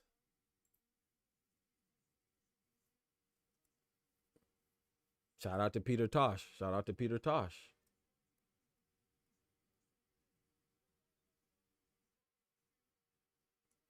Shout out to Peter Tosh, man. Peter Tosh and Bob Marley and them for they, you know, went their separate ways and things. Before they went their separate ways, shout out to Peter Tosh. All right, man. Shout out to this dude that won this title. Let's go to the main event. Black Don't Crack. Talk to him. El Pitchy said, what? Yeah. My great aunt is, I mean, I said was, she's alive. She just, you know, Bob Marley and the Whalers. I said she was a whaler because the Whalers aren't around anymore. But yeah, she's alive. Well, Bob Marley wouldn't be that old either if he was still alive. So he just died early. Died young. I shouldn't say early. It's all on God's timing. He died young. Your grandma was a whaler. My great grand aunt. My great grand aunt. She's not my grandma. She'd be my great aunt. I said great grand aunt. My great aunt, excuse me. Great grand aunt. Great aunt. my great aunt. Died back in the day. When I went to Bermuda, I got a Collie Bud. Hey, Collie Buds, yes sir. Yes sir. My older brother put me on Collie Buds. I got a Collie Buds. Let me see what Collie Bud CD I got right now. I'm gonna tell you what Collie Buds I got.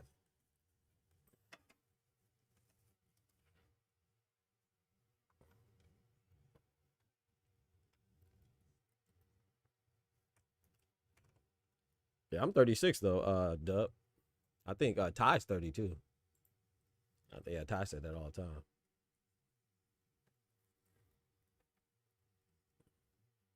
Let me see. I'm gonna tell you what. I think I got 2 Collie Buds album. Let me check. I'm gonna tell you right now if I can find it on my PC. I haven't listened to it in a minute, so I might not be able to find it. But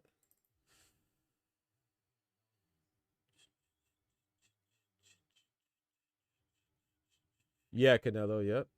Let me see if I can find it.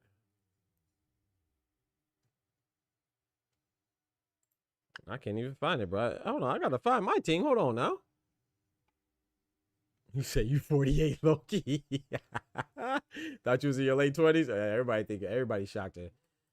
I take it as a blessing, man. You know, I go and I don't really drink alcohol, but like, let's say like I'm going to go get it for like a special occasion or something like that. I get carded and all that stuff. I just take it as a compliment. Some people get mad, like, how you gonna card me? I don't get why people get mad. That's a compliment, bro.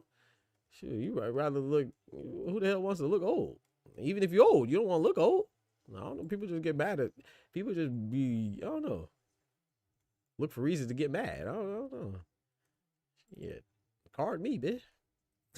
I take that as a compliment. Card me, hell. Gosh dang right.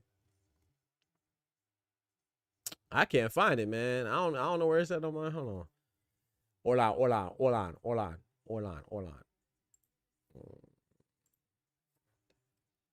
My name is Dr. Evil. All right, so the next man lied.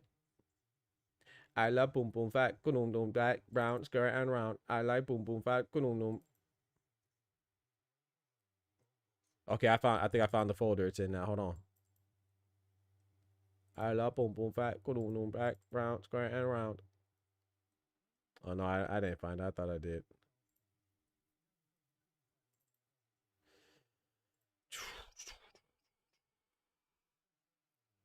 Okay, yeah, I found it. Every time that herb come around. What you know about that Collie Buds, bro?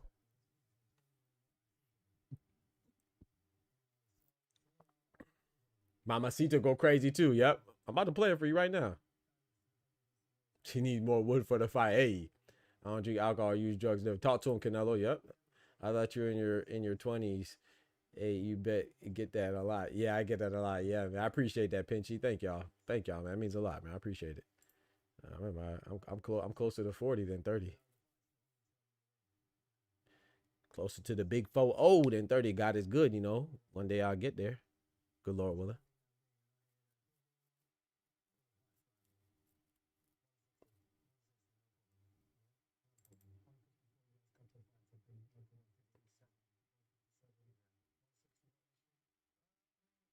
No, I don't know them, Pinchy. I'm not familiar with them. Every time the herb come around.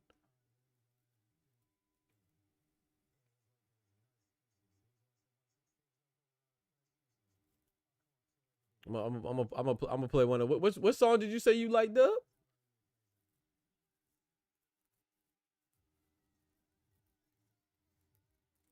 It does.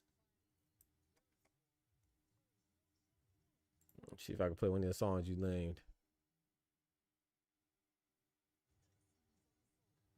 You said you like Haters. Yep, I know Haters and Mamacita. Okay, give me a second. I'm gonna get one for you. Let me see which one you want. Let me see. Let me see. It does. You say, are you Jamaican or Nigerian? I'm both. I'm both. Not either or. I'm Jamaican, Nigerian, and American. And so my mom's Jamaican. My father's Nigerian. And I was born in America. I got you. What about Sweet Sensimilia? Hold on, I got you, bro. Give me a second. Let me see if I can play it. They love the copyrighted, brother, but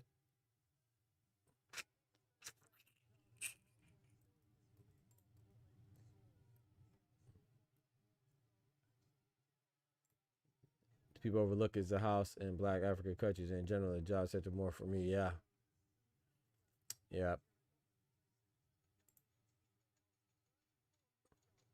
I'm blind to you, haters. I don't know why it's not letting me play. I have it here. It's just not like it's not letting me play it. I'm blind to you, haters.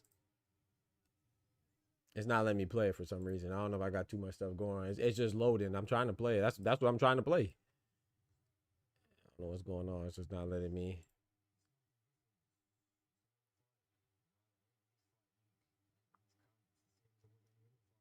It's just not letting me play it, my brother. And I have no idea why.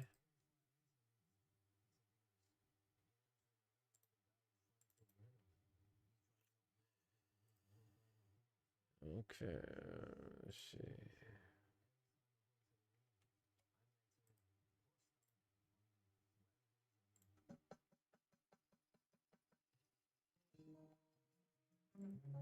You hear it?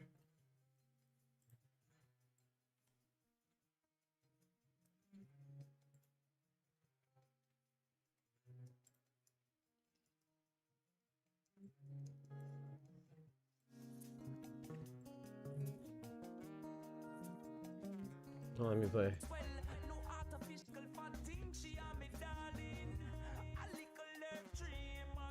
Hey, what you know about a little herb tree in my garden? Hold on, let me get you. Which one you said you wanted to hear? Haters? I got you.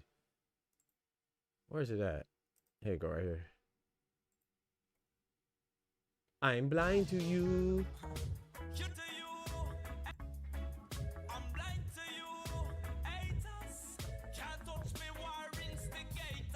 Can't touch me, war instigators. All right. Turn it back down. I'm trying to see. That's all from my older brother used to DJ. Limos Hergovich, Hunter, Hot Rod, Frank Sanchez, and Dos Santos need to come back. Dos Santos is supposed to be coming back. You know, he was injured. He just recovered from his injury in at the end of September and November. Yo, NPR, what's good, brethren? Hey, TOK is a good one too. TOK, yep.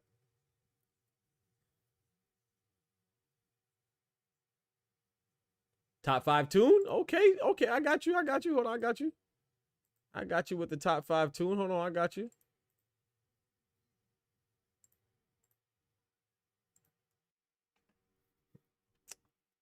Some good tunes, man. I might have go Might have to listen to some of them tunes myself.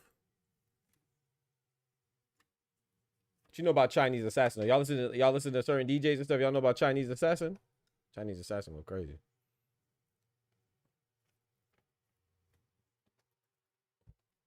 My brother's DJ group was Wildfire.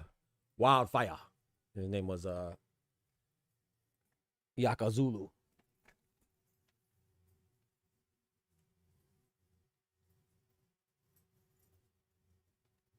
I'm blind to you. Nah, like my whole left side messed up. My left shoulder messed up. My left knee messed up. I don't know what's going on, bro.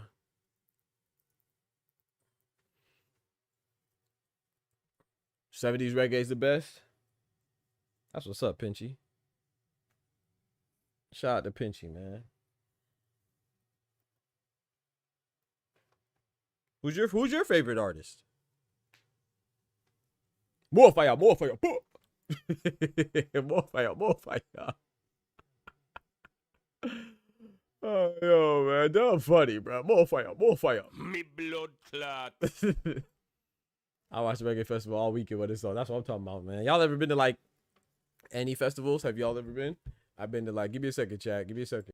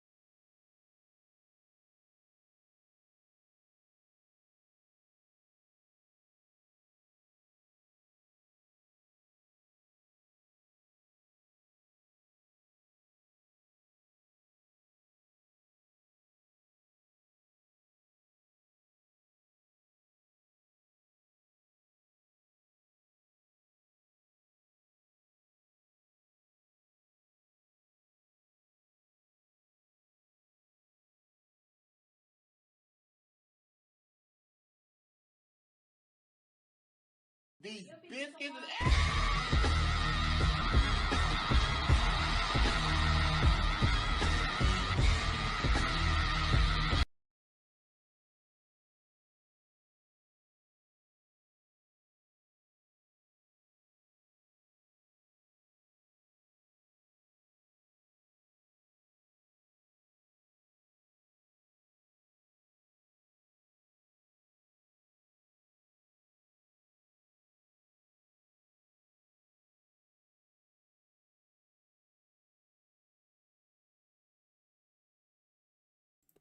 Oh Lord, appreciate it, bro. Thank you, Dub. Thank you. Shout out to Dub for the biscuits, man. Thank you so much for dropping that graffiti on the trap walls. I was saying, Pinchy, I know before I left, I was asking you who's your favorite reggae artist. I don't know if you answered. Round one, let's go. But I was saying though, I was looking, I really heard my dogs barking, but I thought I heard a knock. And I was like, whatever, it's nothing. But then I heard my dogs barking again now, and sure enough, somebody was out there. So, my bad. That's why I went outside.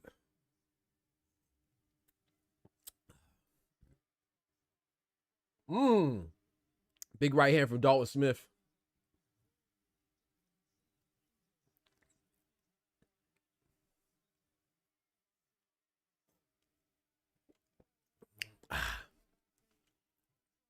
Don't forget to hit that subscribe button and also hit that like button for your boy. It helps me grow.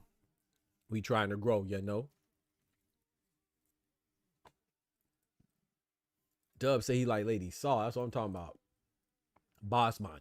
Remember that song Bossman by Beanie Man, Sean Paul and Lady Saw? Every time you see me come around, gunshots pop on your town. That's my joint, bro.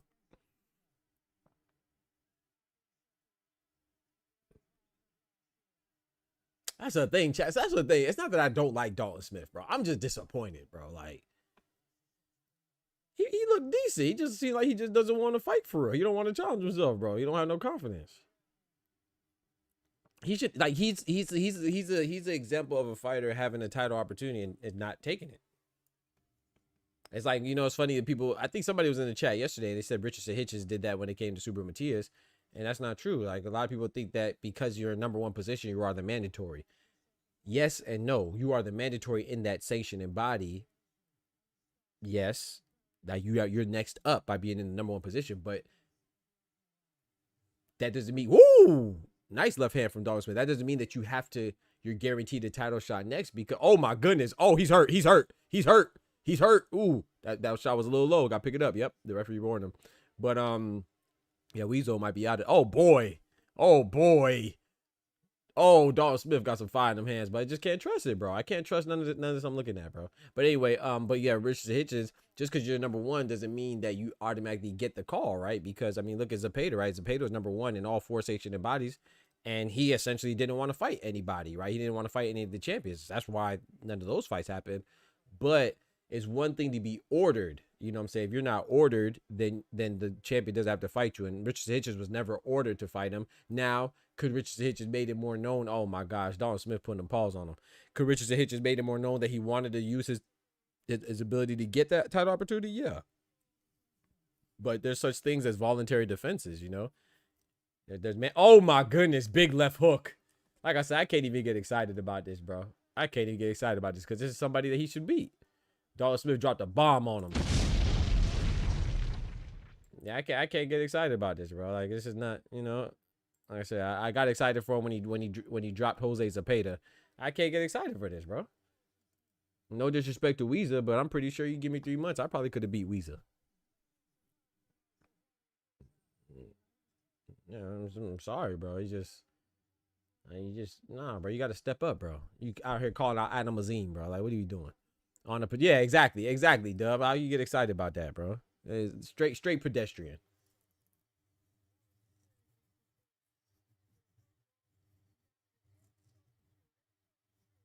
Yeah, bro. Just sorry, bro. Dalton Smith just not impressive, man. You fool me once, shame on you. Fool me twice, shame on me. I ain't never been nobody's fool, so. Wake me up when Dalton Smith does this to somebody that that we know.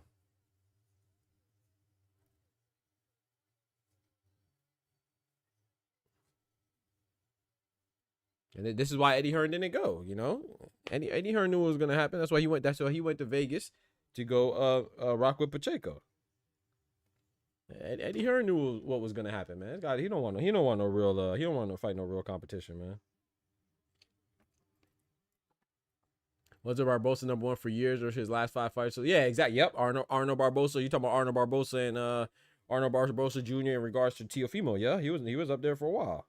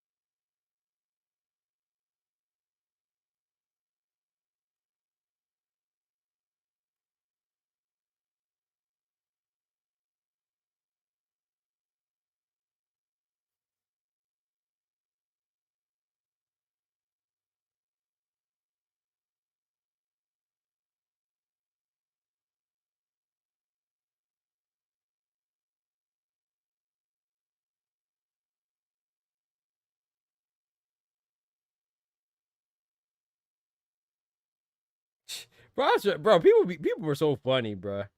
Like people just I don't know. Like there's somebody who talk about, oh, Adam Azim, man. Dalton Smith, he really looked impressive tonight, showing that he's ready for a big shot. Shut up, bro.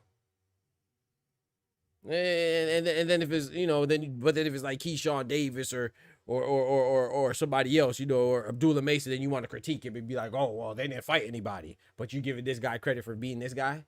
You're getting Dalton Smith credit for being this guy, man. Stop it, bro. Dalton Smith should have had a title fight 2 fights ago, man. Stop it, bro.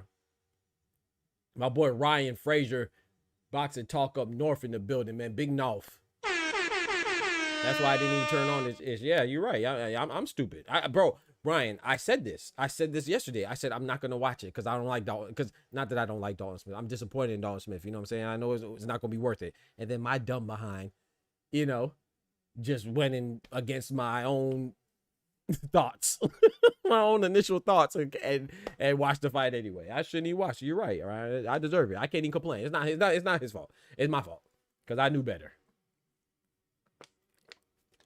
Dalton Smith is a guy that he don't want no pressure, bro.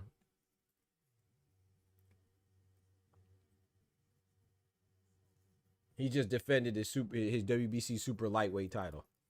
Notice how I said super lightweight, super silver lightweight title. After the silver, you're supposed to have a champion. This was a defense, chat. After the silver, you're supposed to be in line to get a title. That's what Eddie Hearn was pushing for. Go back and watch that Zepeda fight, Dalton Smith's last fight, and go watch who Eddie Hearn was visibly frustrated in the ring. Even Dalton Smith's trainer was visibly frustrated when Dalton Smith used that opportunity not to call out a world champion. Not to call out somebody like Regis Prograis or somebody like that. I'm not even saying that he had to call out anybody like, what I'm saying, crazy.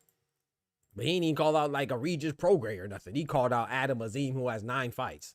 Get the freak out of here, bro. You ain't trying to fight nobody, man. Yeah, you comfortable. You comfortable being a local hero. You know what I'm saying? Yeah, gatekeeper by choice. Facts.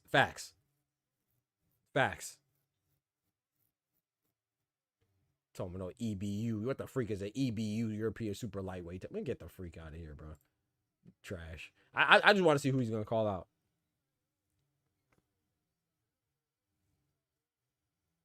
And and look, I was watching an interview with him yesterday or the day before, and he had the audacity to complain that Eddie Hearn wasn't there. What? I'm sorry, he wants to attend the fight of his fighter that actually has aspirations to be a world title holder. That's why he's with Pacheco. Come on, bro. We talking about Eddie Hearn now. I mean, if Eddie Hearn ain't nothing else, boy, he be loyal to his English fighters now. The fact that Eddie Hearn's not there should speak volumes to you. Because you bull jiving. He'd rather go to America and be there for Diego Pacheco because he's actually in a real fight. You barely needed to put hand wraps on to beat the guy you just fought. No disrespect to Weezer. I know that sounds disrespectful. It kind of is, but he didn't even need to put hand wraps on for this fight. Come on, bro. Freak out of here.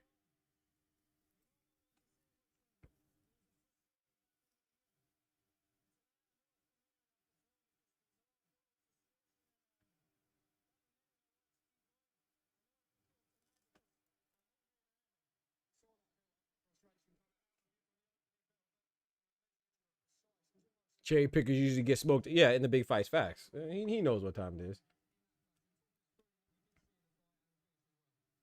But this is a testament to why I love English fans, because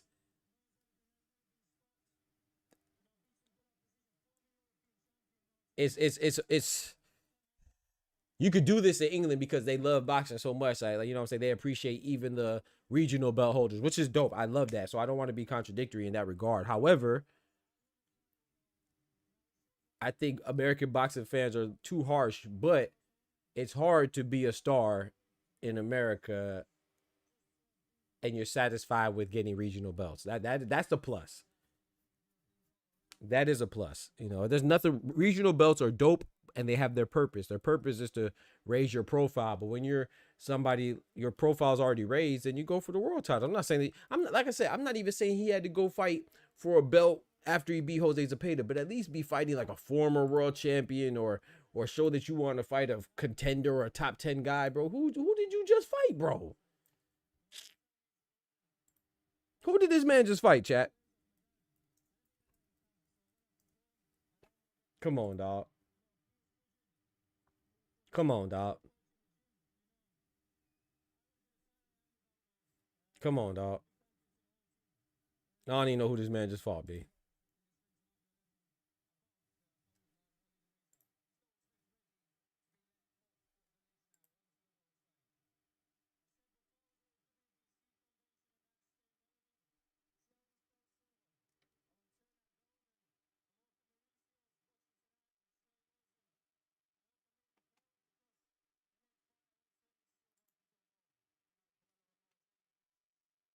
He said he wants next fight for his silver to be turned into a gold.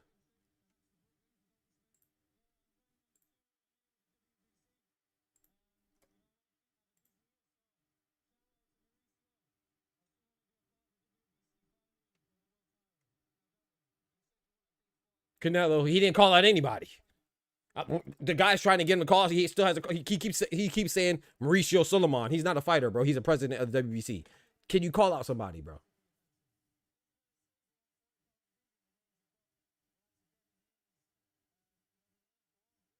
He just called out Devin Haney. Bro, Dalton Smith full of shit.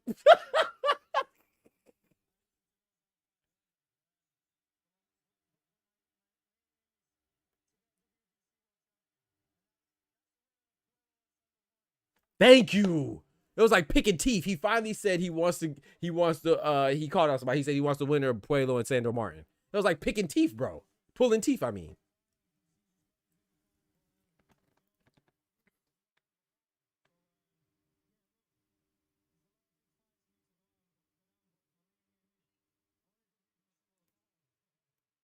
Yeah, Eddie Hearn was on his ass. Eddie Hearn was mad. He keeps saying the WBC world title. Yeah, Eddie Hearn was on his head top about that. I'm telling you, bro, if you think I'm joking, bro, go back and watch his last fight against Jose Zepeda. And when he called out Adam Azim, Eddie Hearn damn near grabbed the mic out his hand and said, no. He said, there's levels. Where's levels? We want a world title next. But if they insist on fighting Adam Azim, we'll go back down and go fight Adam Azim. Go watch if you missed it. He must have learned his lesson. You mad at Eddie Hearn? Don't be mad at Eddie Hearn, man. Eddie Hearn's right, bro. You don't have no aspiration to fight nobody, bro. You just called out freaking Devin Haney. You talk about you want a world title shot, and then you called out Devin Haney. Devin Haney's a champion at recess. He hasn't even fought, bro. But he finally said he wanted to fight the winner of Puello and Martin. And then what did he say, chat? It's like they be listening to us, chat. he said he wants Regis Prograis. Come on, bro. Rougarou just lost to Jack Catterall. Rougarou ain't have a title since Devin Haney took his title. That's what I be talking about, bro. Why are you calling out Regis Prograis? But I did say that I'd be cool if he fought even a guy like Regis Prograis. I did say that. So I'm cool with it. But you calling him out like, come on, dog. You ain't. Dalton Smith ain't about that life, man. Dalton Smith ain't about that life, man. He ain't about that life, man. Regis is busy also. Exactly. Regis about to fight Oscar Duarte. That's a good point. That's a good point, Ryan. Devin Haney is busy. You're right. You're right about that. Thank you, Ryan. Devin Haney's busy fighting Jose Carlos Ramirez. Regis is busy fighting Oscar Duarte. Even Alberto Puello and Sandor Martin. They ain't even fight. They won't fight till March. They fight on the Tank card and March 1st, right? Yeah, on the Tank versus Roach card. That's March 1st. So Alberto Puello and Sandor Martin, they're occupied until March. Man, Dalton Smith full of shit. I ain't gonna lie, you full of. He said he won a world title. I say Bullshit! Bullshit! Bullshit! Bullshit! Bullshit! fuck out of here. Dalton Smith niche is the post show. Facts. But Boo's not calling out Bud anymore, and B Garcia Haney will do good. Hope Regis catch Duarte. Two folks say I'm not gonna lie. That's a good fight. I don't know who's gonna win that, man. I'll be rooting for Rougarou, but I like Oscar Duarte too. But I'll be rooting for Rougarou. But I think that this is a pivotal fight for both of them, right? Because if Regis loses, then maybe it's time for him to go explore the MMA world, like he was talking about, or maybe bare knuckle fighting. Because I think if he loses to Oscar Duarte, then he's pretty much will be a solidified, bona fide gatekeeper, if you will. And then if Oscar Duarte loses, then I think his champion aspirations are pretty much going down the toilet. I don't think if you can't beat a guy who's a former champion and Regis Rougarou who just lost to Jack Catterall as a contender, then that kind of will let especially with Rougarou being on the down. He's not going down on a fast slope, but he's on the decline. He's definitely not at his peak. So that I think if you can't beat him as an up-and-coming contender, then you kind of have a pretty decent gauge of where you could go from here, and I think that this is a defining moment for both of them. Rougarou on whether or not he can still go on or wants to go on as like a gate. Because there's nothing wrong with being a gatekeeper. You can still be a very serviceable, formidable guy. Look at Gabriel Rosado. He's a gatekeeper and he gets some good fights in still. And you can never know, you might upset somebody. Look what Gabriel Rosado did to Bekatir Multazaliev or Beck the Bully. You know what I'm talking about, Beck the Bully. So there's nothing wrong with that, but I'm just saying if you're used to being a champion, then you kind of know where you're at. And Oscar Duarte, if you don't beat, I think that's a very meaningful fight. I'm not saying it's the best fight, but it's a meaningful fight. Rougarou and Oscar Duarte, that is. Dalton Smith stole the page out of Tio's book. Tio always call on Haney when Haney got a fight. Yep, exactly. I think that's a very meaningful fight, Tufo. Tufo in the building. I don't know if I saluted you already, but big salute, bro. If Haney manages to beat Boots Mines will retire. Yeah, I don't like that fight. I'm not gonna lie. I think that's stupid. Shout out to Big Turk, but I think that proposed plan of Haney and Boots or even I don't even really like Tio and Boots. I mean, I watch it, of course, but I don't. I think Boots slaughters all those guys. And I could be wrong, because Devin Haney, he can be a formidable 147 pounder, but I just don't see anybody coming up and beating Boots. You know what I'm saying? Coming up from 140 and beating Boots. I just don't see it. I could be wrong. But I just don't see it. I actually think the most entertaining fight out of those three, Garcia, Haney, and Tio, when it comes to fighting Boots, I think Devin Haney versus Boots, Tio versus Boots, or Ryan Garcia versus Boots. I think the most entertaining is Ryan Garcia versus Boots. I think that'd be the most entertaining. Boots showed me he a demigod like these dudes say. I agree. I don't. Yeah. To be people that are prematurely crowning Boots. I've always said that, but I do like Boots. So I think he's the best, but I don't think he's no Roy Jones reincarnate. You know, I don't see RJJ in Boots. I'm sorry, I just don't. But like I said, I have to see more of it. Like a big part of looking. That's the thing people forget. Like, it's one thing to look good against lower caliber opponents, but you're great when you could look good against other fighters that are also good. When you look good against good opposition, that's when you're great. People be prematurely calling these fighters great, and you know what I'm saying, and praising them all this time, and then when they fall in their face, or they have a fight that's not too impressive, then you want to throw them out the window. Like, to me, I'm cool with Boots. I like Boots. So I was not disappointed in his performance against Karen Chukhadzhian for the second time, because I think Karen's a pretty good fighter too. But if you think that he's Roy Jones Jr. in his prime, then of course you're going to be disappointed with his win against Karen, because that wasn't the most impressive, but he definitely won, and he won clearly. It just wasn't impressive as people thought it was going to be. But I mean, he dropped him. You can't tell me that you thought that Karen beat Boots either one of those times. So I think people they put too high expectations on others too early, and then when they don't meet that ridiculous bar that you set up, then you try to make it seem like, oh, they're disappointing you. No, you're disappointing yourself. You make it seem like everybody in there is a cakewalk for that person. I tell people this all the time. Like, at 147, tell me one fighter at 147 that walks through Karen Chukhadzhian. I don't think any fighter at 147 walks through Karen. 140 or 147. I think Karen's a tough fight for anybody. So the fact that Boots didn't look spectacular against him, I don't see the problem. But if you think that he's Roy Jones, then yeah, he's supposed to get Karen out of there easily. But that's the thing. I just don't think I just don't see it, you know. I need Boots to look good against other good fighters. Like him versus Stanionis. I think this is a great matchup. And if he looks great against Stanionis, then hey, boom, you know what I'm saying? You earned it. I definitely think Boots is if I had to put money on it, I think he's the best at 147, but that's not saying much. 147 is a barren division. It's not that deep. So he's a hell of a fighter, but Boots might be trying to steal out the elites at 154. He ain't ready for Crawford or Bakram. Yeah, I don't like forcing him to 154 though. I don't know why a lot of us are making it seem like he has to go to 154. I don't know where people are getting that from. Once again, I think it's just people just wanting to throw. That's why, and that's the part of American boxing fandom that I think is trash, man. I mean, the man has one belt at 147. There's 4 different belt holders at 147. Why are we trying to rush him out of 154? I mean, why are we trying to rush him out of welterweight to go to 154? Now, unless if he can't make weight and is documented and is, you know, there's evidence that he's struggling to make it weight, then I understand, move up. But there's only 2 reasons why you move up to a weight class. If you conquered the weight division you're in, or you could no longer make weight. And he definitely didn't conquer 147, no matter how much we think he's the best. And I haven't seen any sign of him not being able to make weight. So I don't see why we're forcing him to 154. I don't understand that. Am I the only one that wasn't super impressed by that finish? No, that shit was trash. Hey, Kendrick, that was trash. I'm sorry. Shout out to Dalton Smith, but that was trash. Who is WALID Ouizzza? Who is that? Ouizzza, excuse me.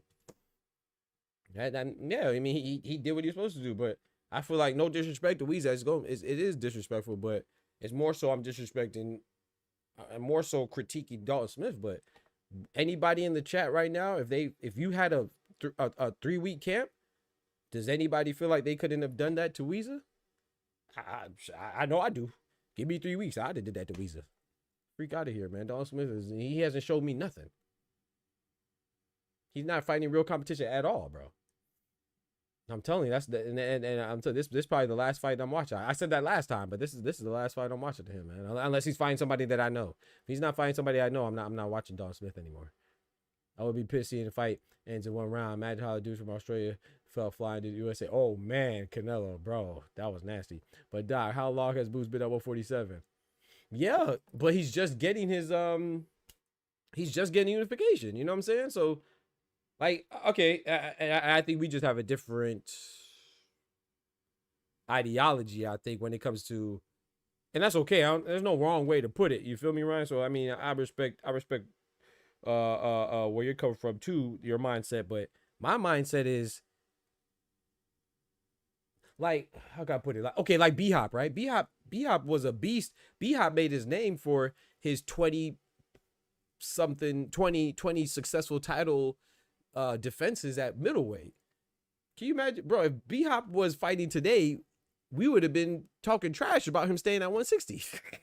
I personally don't think there's anything wrong with staying at a one weight class.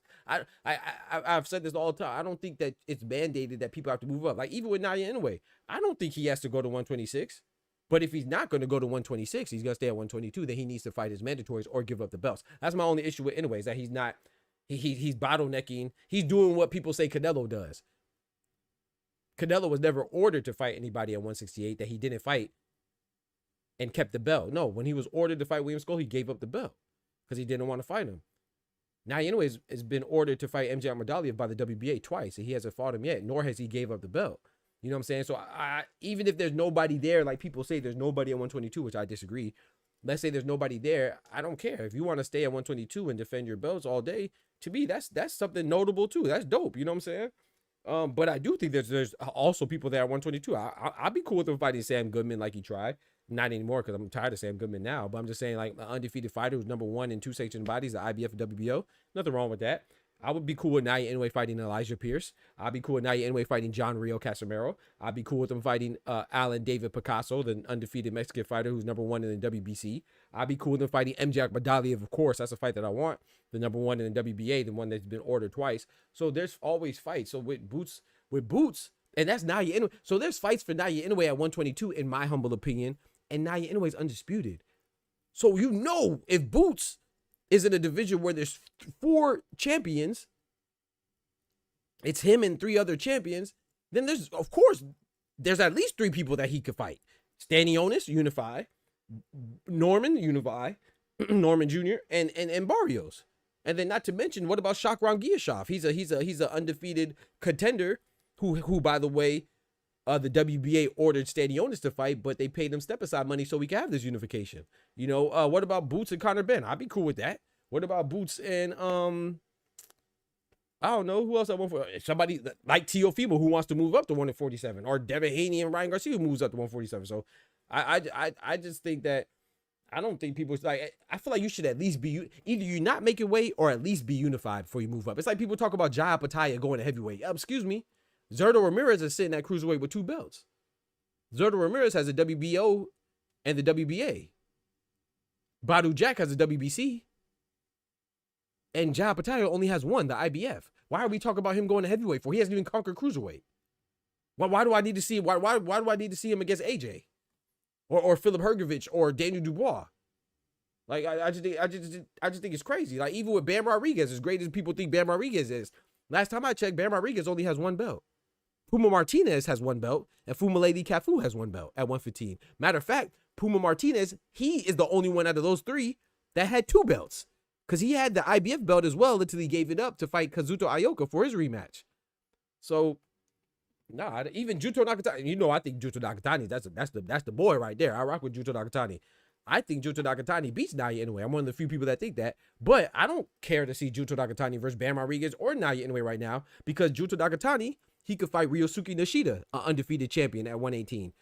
Yoshiki Takei, undefeated champion at 118. Seiya Susumi, who just beat Takuma Inoue's brother, another undefeated champion at 118. So there's plenty of people. What about Juan Francisco Estrada, the guy that everybody gives Bam Rodriguez a lot of credit for beating, the old Juan Francisco Estrada?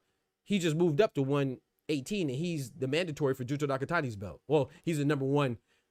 He's ranked #1 for Nakatani's belt. He could fight him.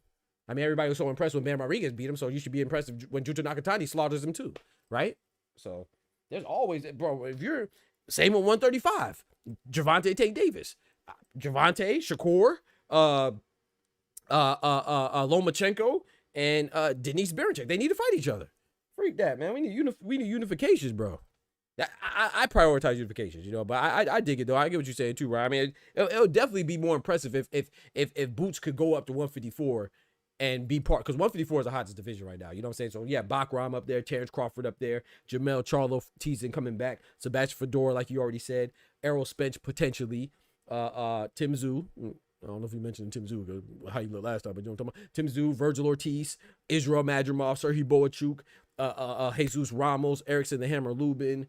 There's so many people at 154. 154 is hot, man. Brian Mendoza, he's still a formidable fighter. So, not to mention the young bulls coming up, Jonas Tellis, Xander Zayas, Charles Conwell. Like 154 is hot right now. So yeah, if Boots could go to 154 and do his thing up there, then that's definitely more impressive. But freak that, man. Get unification under your belt, man. That's just my opinion, though. You always got Bam's name in your mouth. Yeah, we gonna pause that. you almost got my foot in yours, because that was crazy. Talk about got Bam. Y'all be obsessive. Y'all are obsessive with these fighters that you like. You know what I'm talking about? I just went there. But yeah, we gonna pause that. No, did he? Hey yo. But you and Ryan and who else? Ain't no tyrant. You and Ryan and Manzabusa, y'all just like a fighter and y'all can't separate. A little less Ryan. I'm gonna take Ryan out that equation. But you and Manzabusa, Karma, y'all just Ryan in there a little bit when it comes to Nick Ball. But even Nick Ball, 126. Ryan talk about Nick Ball fighting now you anyway. For what? Nick Ball could fight Rafael Espinosa. Nick Ball could fight Brandon Figueroa. Or the winner of Stephen Fulton and Brandon Figueroa. Or he could fight Angelo Leo, who's fighting Kamita in Japan. Why not have them unify? It ain't my fault that Bear Rodriguez is just one of the many, he's in one of the many divisions that don't have a unified champion. That ain't my fault. That's your fault. Y'all the one that swear by these fighters who ain't proved nothing. You know? Y'all just swear by these fighters that don't prove nothing. Then when they fall on their face, then y'all be like, oh, they weren't who I thought he was. Oh man, I just thought he was overhyped. I guess he wasn't as good as I thought. Well, you ain't give him a chance to develop. I think Bam Rodriguez is a beast. There's no way in heck does he belong at number 6 on the pound for pound list. Absolutely not. Or number 4, like some people have him. That's disrespectful, bro. That's disrespectful, dog. Ryan, Nick Ball, Frazier, man, moving up for someone under 30. Come on, bro. Come on, bro. Come on, Kendrick. Come on, bro. Bam moving up for June Toast. You see what I'm talking about? That's what I be talking about. I'm gonna show you. Bro.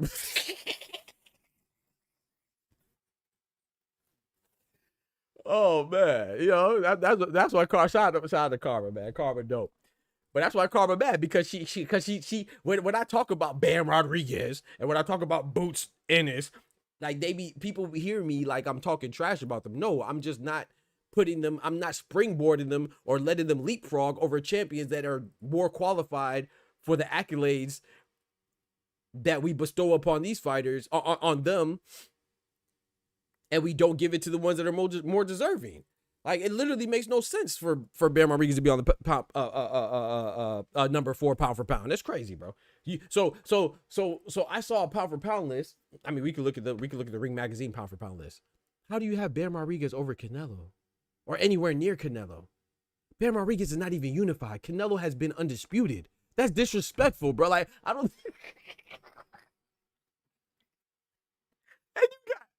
and you got Bivol, who just lost to Beterbiev, ranked over Canelo.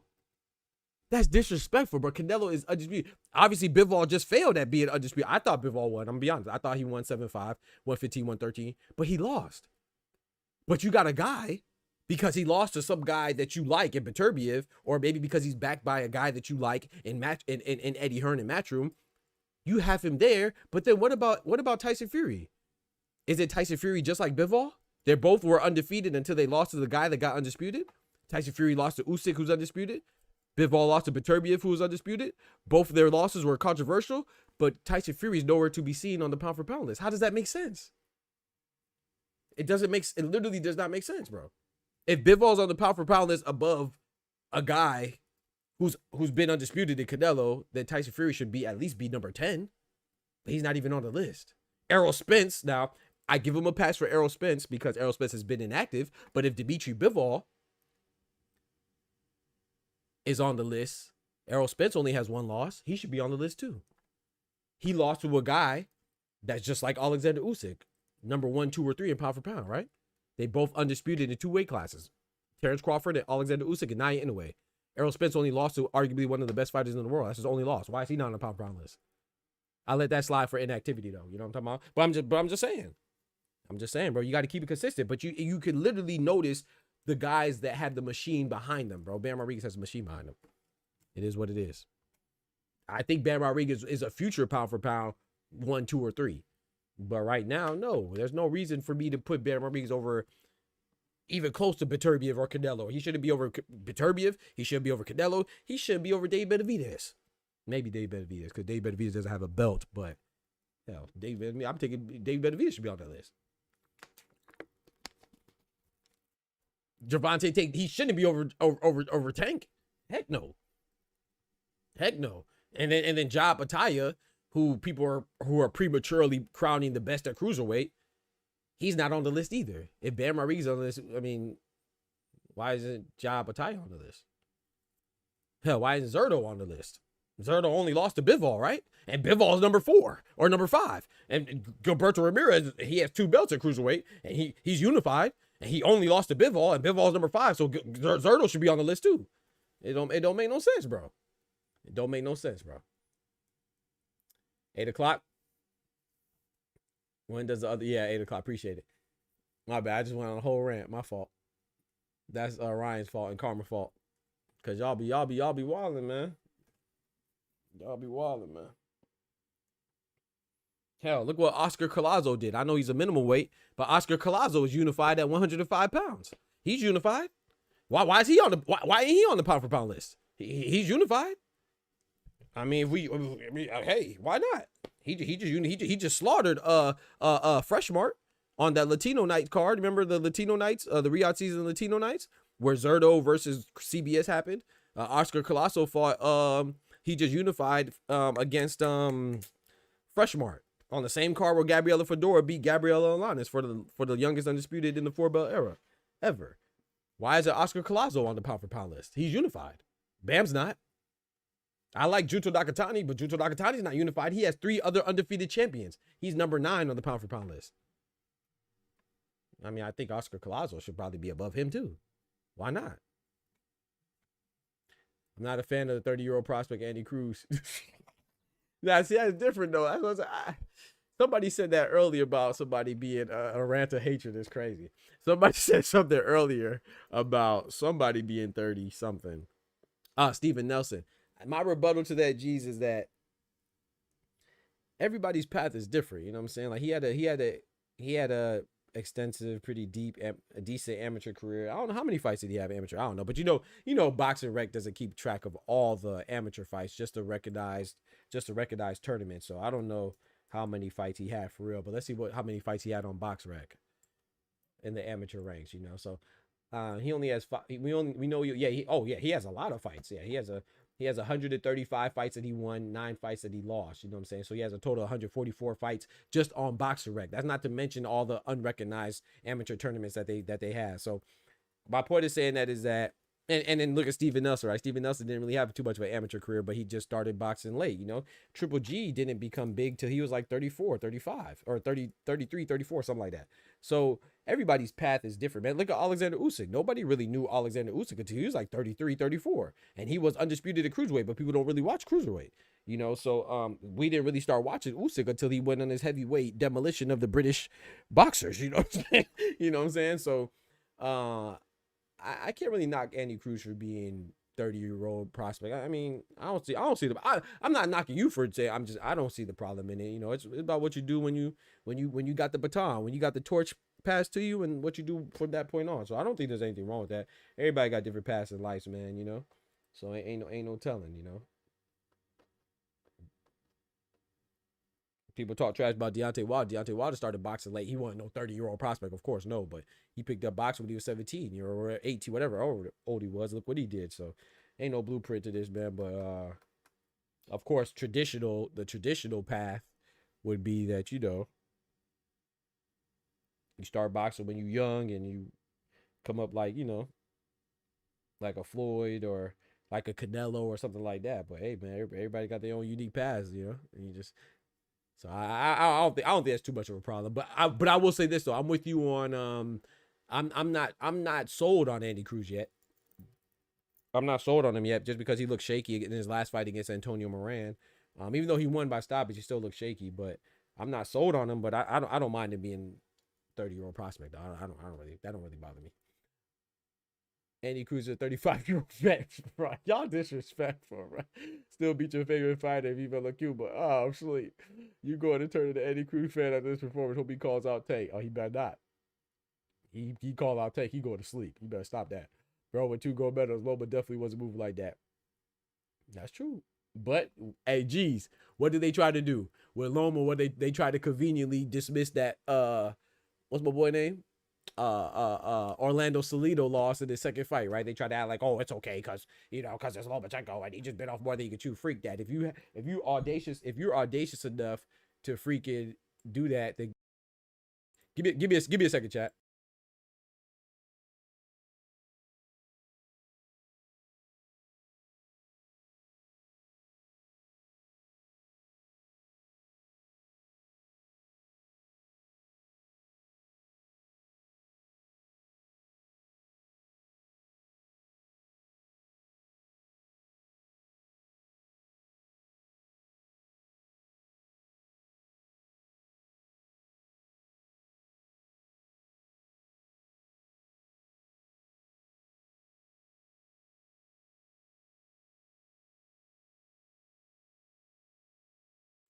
All right, so what I was gonna say. So it's like what was I gonna say? I don't remember what I was saying. Oh yeah. So Andy Cruz, yeah, he called out Tank. He gonna get his head knocked off. Hold on.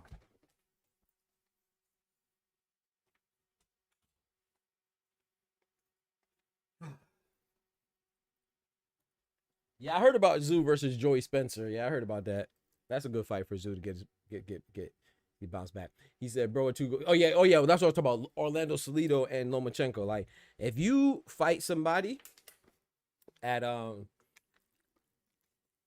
if you're audacious enough to fight a title holder in your second fight, then if you lose, you lose. You know what I'm saying? People try to give him an excuse for that. No, bruh. Lomachenko's a good example. Lomachenko came in thinking that the pros were sweet because he had an extensive amateur career and he got bullied and beat up by Orlando Salido. And people are like, oh, well, Orlando Salido came in heavy. But hey, I thought we didn't care about people coming in heavy, right? The certain fighters get a certain excuse, and that's what I don't like about American boxing fans, man. I'm not gonna say just boxing fans in general, but particularly American boxing fans. It's so funny that people will say that if you say Lomachenko lost to Orlando Salido, they say, "Oh, Orlando Salido weight bullied him. He came in, he cheated, he missed weight." But Ryan Garcia missed weight and he had PEDs. Nobody says nothing. PEDs don't matter. That's what they say. Oh, but a little bit of weight matters. Then, come on, bro. It's just a hypocrisy, bro. It's a hypocrisy of boxing fans is ridiculous. But yeah, I'm about to go ahead and get off though because we are going to be back on for the we're going to be back on for the other fight. The heck? We're going to be back on for the other fight, good Lord willing. The Pacheco and Nelson. He threw Moran out the window, man. I don't know. He looked shaky against Moran to me. So I'm with Forever G's in principle. I'm not knocking him because he's a 30-year-old prospect. I mean, Steven Nelson's so cold. He's 36. So I don't think it's a problem, man. I just think that everybody got their own path. You know what I'm saying? It'll be like, okay, so to me it's different. Like, make sure Irony in here. Make sure Irony's not in here. Is Irony? Check Irony. We're checking for Irony. Irony, you here? Irony, you here? Okay, Irony's not here. Okay, coast is clear. So I'll make this comparison real quick. So it'll be different if it was like a Joe Calzaghe. You know what I'm saying? Like Steven Nelson was 36 and he's been a title holder. He's been hiding out in Wales and just fighting people in his general area, in his region. Or like same with Andy Cruz, like he was 30 years old and he wasn't fighting nobody. Like Joe Calzaghe was, you know what I'm saying? But it's not like that. He only has what, 4 fights. He just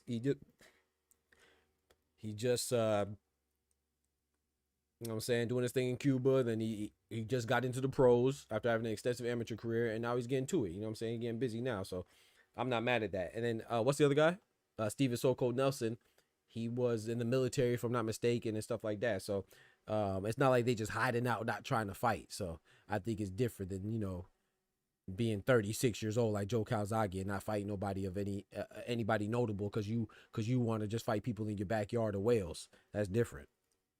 In my personal opinion. So I ain't knocking it, but hey, I ain't knocking you either for thinking your thoughts, you know.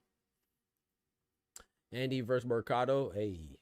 So DAZN dropped a watch along with Eddie. You can see his face of disappointment with the statement of Dalton Smith. Yep, I'm telling you, Oscar. I'm telling you, bro. I'm glad you let me know that. Thank you. Yeah, I saw that Eddie Hearn was doing a watch along. Thank you, bro. I'm telling you, that's why Eddie Hearn's not there, bro. Cause Dalton Smith. I know he's disappointed. Dalton Smith don't want no smoke, bro. He don't want no smoke, bro. It's clear. It's clear, bro. He don't want no smoke. Talk about Devin Haney. That was such a great observation by Big Nolf. You know what I'm talking about? Shout out to Ryan. That was a great observation. He called out 2 people that were occupied. 3 people that were occupied. Called out Devin Haney. Devin Haney got a fight with boxside Carlos Ramirez. Jose Carlos Ramirez. He called out Regis Prograis. He's occupied with Oscar Duarte. He said he wants the winner of Puello and Sandor Martin. They're not fighting until March. Freak out of here, bro. Why you ain't call out Tio?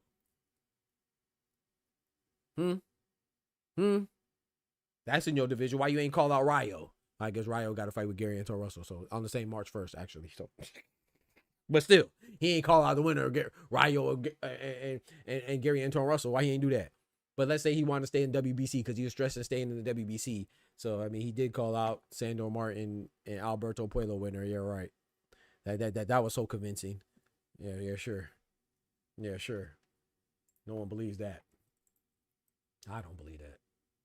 That boy don't want no pressure, man. That boy don't want no pressure, man.